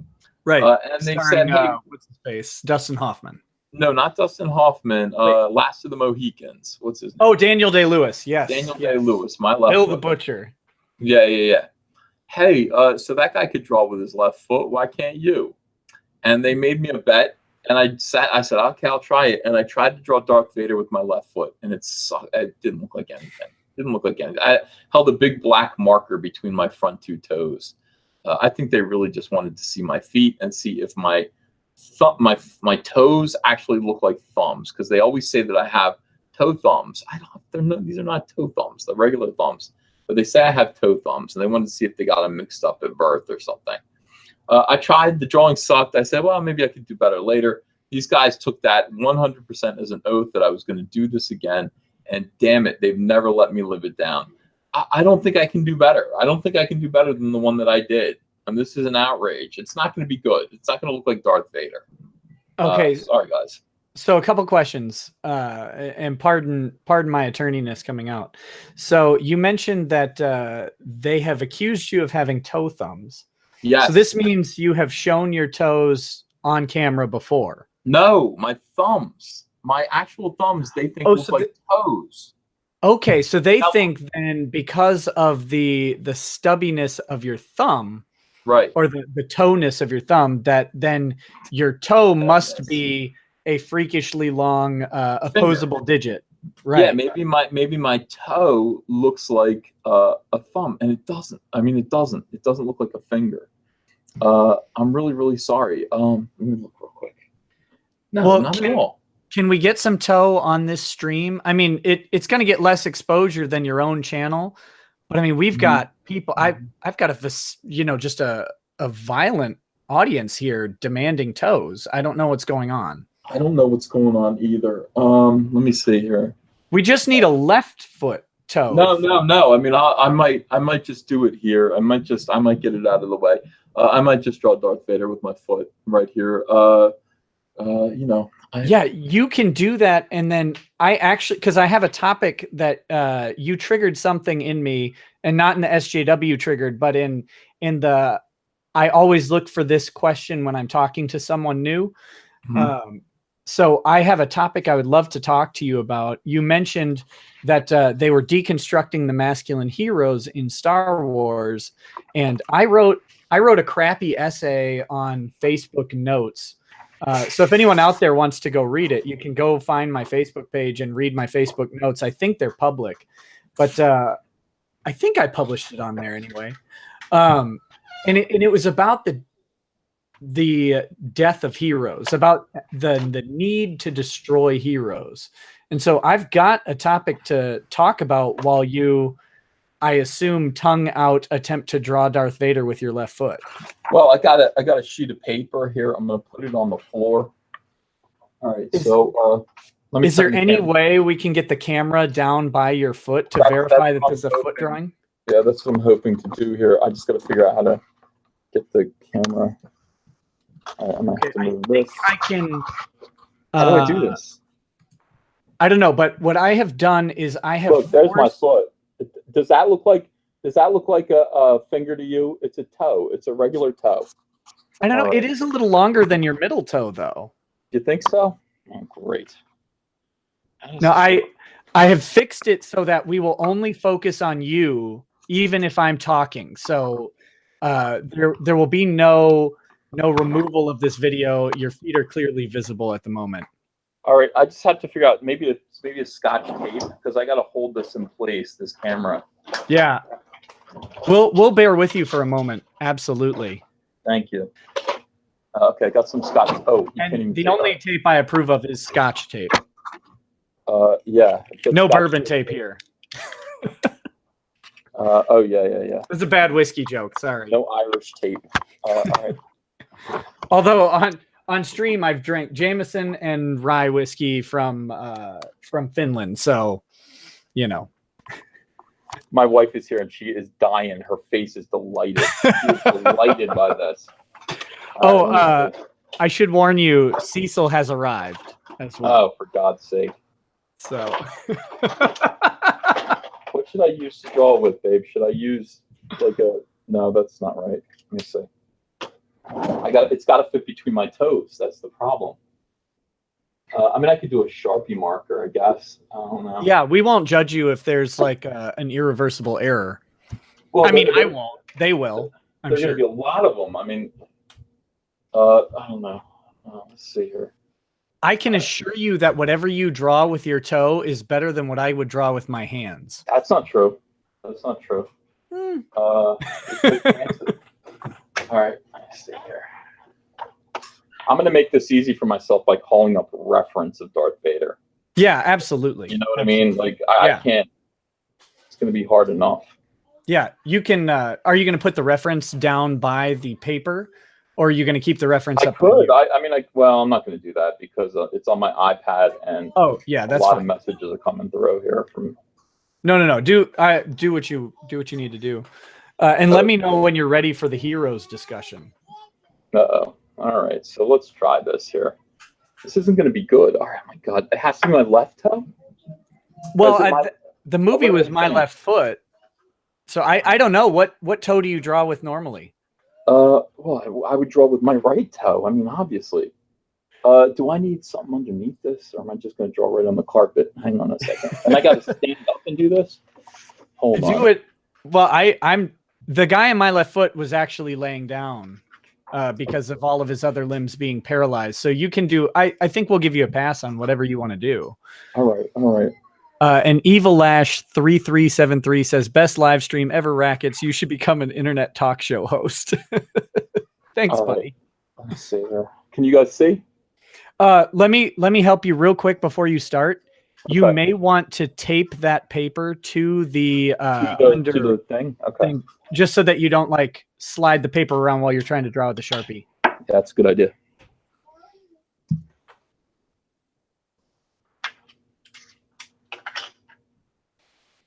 This is the worst. This is the worst night of my life. No. This is fantastic. All right, let's see here. I got to steady myself. That's what if you could see me right now, you'd see I'm holding onto my desk with one hand here. You just felt that shake, and the wall with the other hand. And I'm trying my best to stay steady. All right. That's the top of his head right there. That's good. That's better than I would do.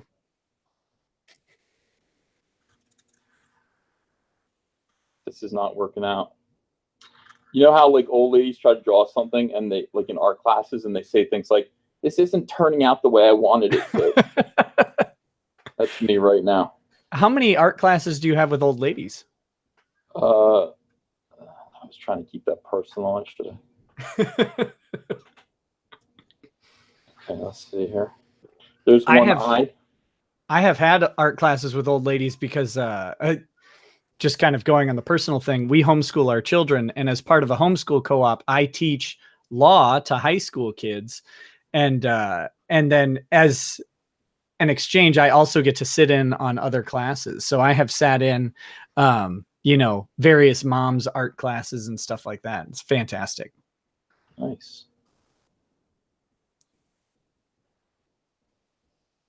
I think this is better than you're giving it credit. Well, I mean, it could, it'd be better if I was actually using my hands. Would it? I mean, in some ways, sure. If people didn't know, but anyone who knows that you drew this with your foot, like, this is phenomenal.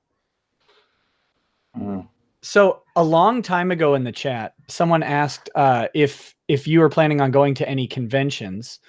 Now, I don't know how you're feeling because, of course, that almost looks like a Space Marine helmet as well. Really? Yeah, you're doing pretty well. If you don't like it as Darth Vader, just sell it as a Space Marine drawing. Yeah. No, I like it as Vader. Don't get me wrong. But do you have plans on going to any conventions? And what I wanted to pile on to that was, does Comicsgate, I mean, I popped on your live stream last night. You guys had like 1,600 people. The chat was crazy and wild and active.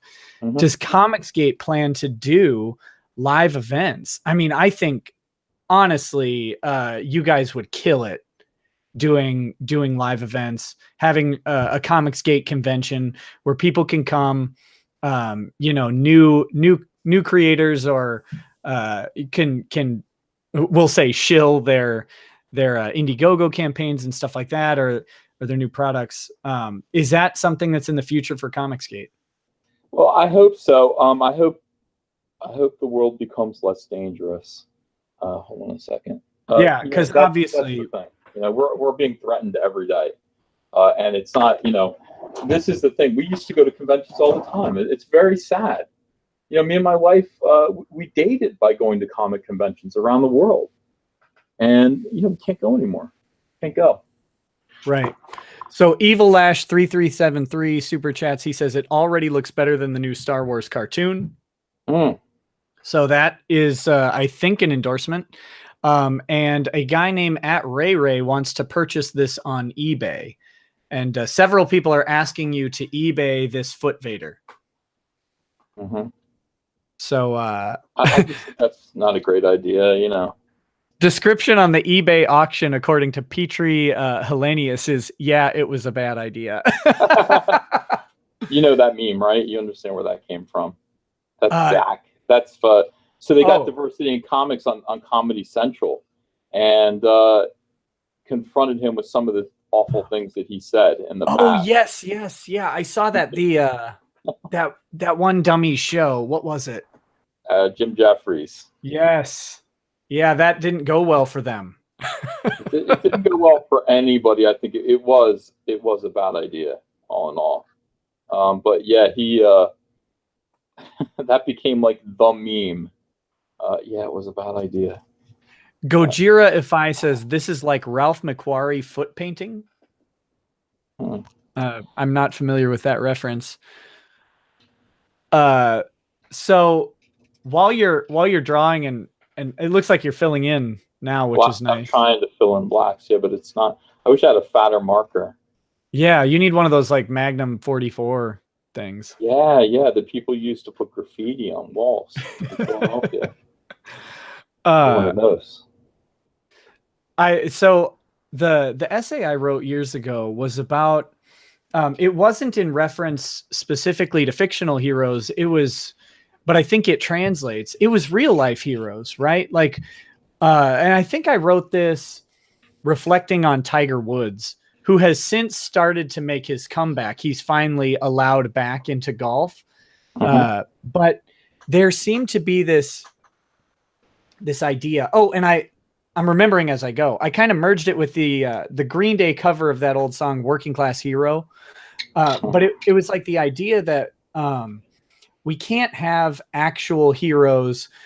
Heroes need to be teachers and working class people. You can't have rich heroes. You can't have heroes who are successful in some particular field. The everyday hero is what's valuable.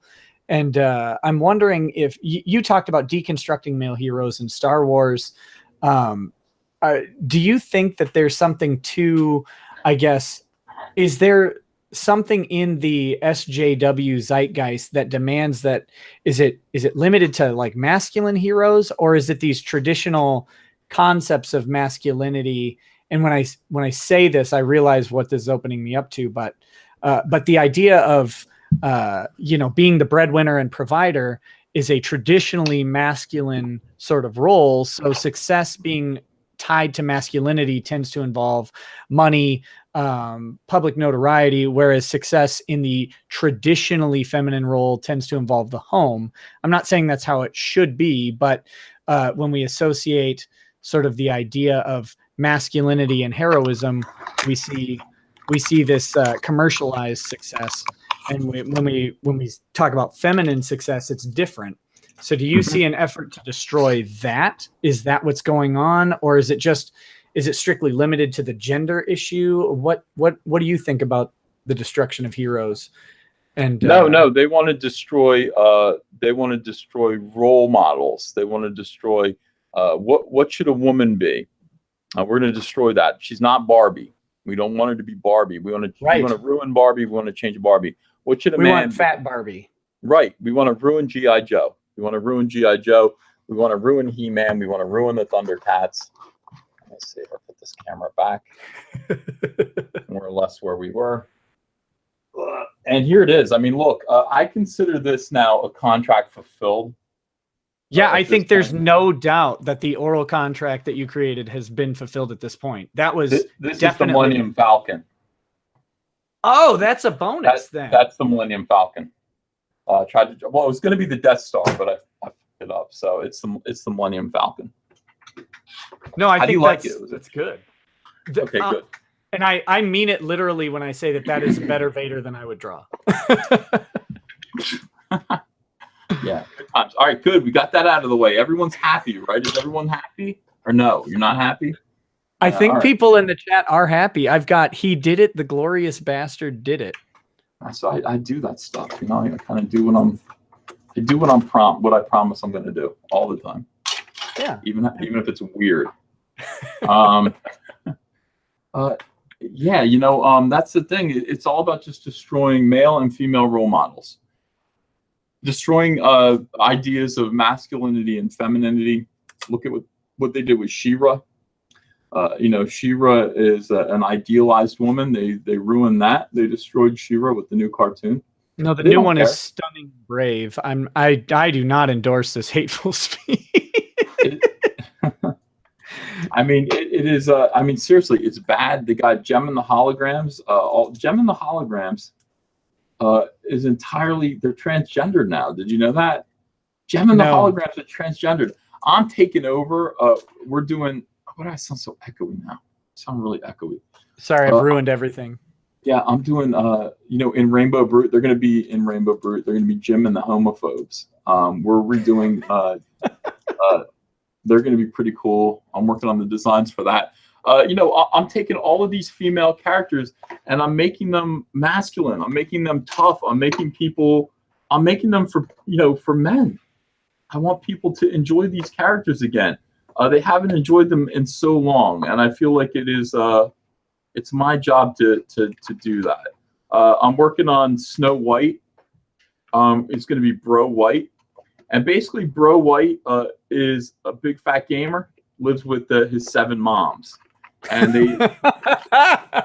they feed him, you know, Cheetos and everything like that. I don't know where the drawing is. Where's the drawing? Oh, they've seen it. They've seen it. We're still working on it here. But Bro White and the 7 moms. By the way, this is my first attempt at Foot Vader. This is the first. Yeah, it didn't go well. This one was objectively much better. Yeah, I signed this one though. So, you know, just so you know, I keep all my drawings here. But yeah, you know, look, Bro White is going to be totally awesome.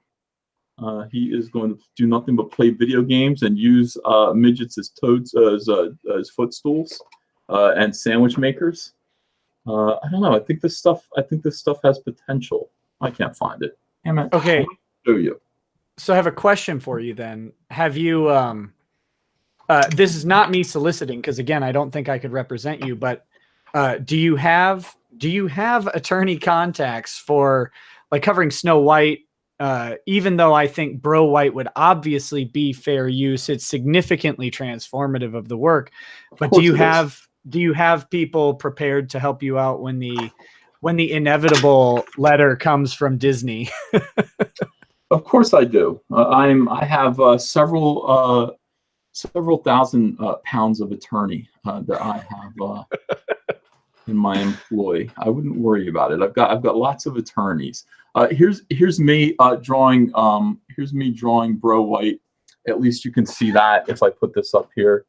You know, there he is. You can see real time drawing of Bro White Can you see him? I don't know. Yeah, but I'm gonna call a big foul. That is obviously a 30-year-old Michael Moore. It does look like Michael Moore, or it looks like Jeremy Hambley after 3 years of eating nothing but Big Macs. One of the two, and I'm sure Jeremy Hambley would be happy about that idea. I think he likes the idea of eating nothing but Big Macs. Now, let me show you Rainbow Brute. Yeah, while you're looking, do you have plans for a space comic involving featuring the anus that you received as a giant black hole in the sky with spaceships I never thought of that. Getting sucked into it? I never thought of that. That's a pretty good idea, though. I like that. Fasten Kasai says lawyer quality is measured in tons of flesh. Yeah, lawyers are like chefs. The fatter, the better. I'm obviously a terrible lawyer. Mm-hmm. Yeah. They have to look. I mean, I think it's good if they can look like Harvey Weinstein. That's those are the kind of lawyers that you're looking for. Here's Rainbow Brute, by the way. I don't know if you like him or not, but a lot of people think he's pretty neat. That's Rainbow Brute right there. Fairy Barbarian. He drinks, he drinks honeysuckle mead. He gets pissed off. He gets into bar fights with Grumpy Bear from the Care Bears. He's everybody's type of guy. He's everyone's type of guy. I'm gonna do that on October 1st. Oh, good stuff. It's fun to be a comic book artist in this day and age. So it looks like that what's your target demo for comics? Because I'm getting the 15 to 35 male demo being just based on what you're saying, that seems to be the target market. Obviously, outside of that is certainly welcome, but that seems to be where you're going. I've always, and this is probably my failure as a human, traditionally thought of comics as a younger demographic, even than that. Maybe the 12 to 24 sort of demographic. I guess what are your thoughts on that? And I'm happy to be in the crowd that thought that way, but also realize that those 12 to 24-year-olds have grown up over the past 20 years and are now in that the demographic has simply shifted in age rather than shifting down. So now we write up as opposed to continuing to try to write down to the emerging 12 to 24 demo. You want to talk about that at all? Yeah, well, I think comic books are read by men ages 25 to 60. That is the demo. That's the demo. 25 is a little young, honestly. Sure. But those are the people with money. I mean, you've got a 45-year-old comic book addict. He is going to spend $400 a month on comics sometimes. And you want to make sure that he's happy. Now, he's 45 years old. He could live to be 80. He's never going to stop reading comic books. Why would he? Why would he ever stop? That's 40 years of sustained business in the comic book industry if you treat that customer right. They don't care. They keep calling him a dinosaur, a Nazi, and he's going to die off. The future is in women and people of color. That audience does not show up. The people of color do, but the female audience, this woke SJW fantasy, diversity audience never shows up. They don't exist. They don't have money. They don't come. They don't change. All that happens is the audience dries up. The audience leaves in droves. Because they're sick and tired of it. Like, it's one thing to actually have to endure SJW propaganda. It's a whole different level of insult to pay your own money to read it, to get tricked into reading it for $4. Right. And that's what pisses people off. The funny thing about the SJW demo is that they eat their own at an alarming rate. I can't imagine trying to entice the constant apologist crowd, where if you happen to say the wrong utterance, like, could you imagine if Mark Waid used the wrong pronoun? Like, I think he'd be done. They'd forgive him. No, wrong. They'd forgive him. You think so? Okay. Because he's too valuable. He's too valuable as a warrior. We forgive him. Look at James Gunn. Sure. James Gunn. I mean, look at James Gunn. Look at him. What the hell is going on? Are you kidding me? You dig up years and years worth of tweets implicating him in pedophilia and child abuse. Now, even if he's not a pedophile and a child abuser, and I have no reason to think one way or the other, honestly, with you, I have every reason to think that you are not a child abuser or a pedophile. With him, it's 50-50. You're welcome. It's 50-50. I don't know you. I don't know him, but I'm pretty sure I get the right sensibility about you. With him, it's 50-50. Could go either way. And then you've got him consorting and exchanging funny links about child pornography with a convicted child pornographer. You've got him telling stories about monkeys shooting semen on the faces of children on movie sets, and you saying it's the most wonderful thing you've ever seen.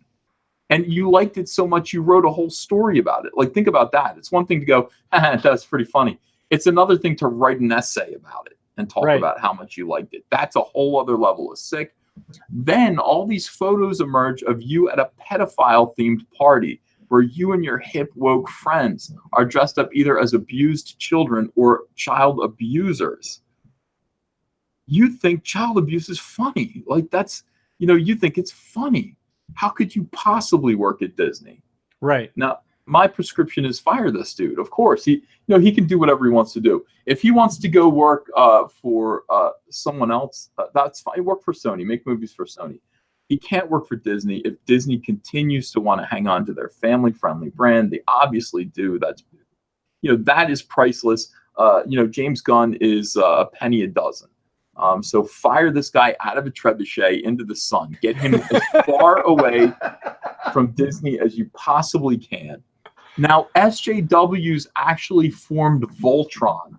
They formed soy-based Voltron in order to defend James Gunn and get him rehired. I've never seen anything so disgusting in my life.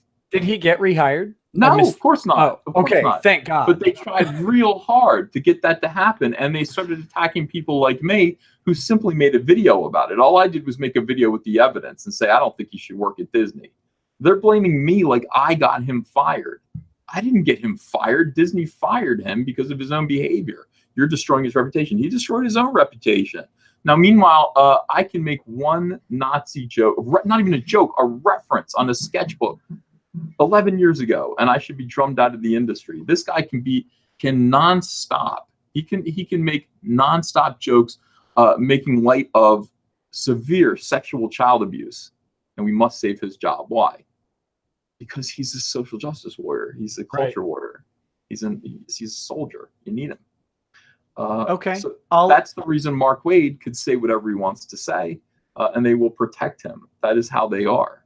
I'll accept your argument, and I'll say that let me modify that. I think a new comics creator who does not have the clout of a Mark Waid or a James Gunn or whatever, who doesn't have the years of building up his warrior cred, right? Like why they would entertain an SJW audience is beyond me. Just like thinking from general marketing, I can't walk on eggshells my entire life. There's no way. Personally, I try not to use any profanity in my videos, mainly because, as I mentioned, I teach homeschool kids and stuff like that. And so I've been dropping F-bombs left and right. I'm sorry. No.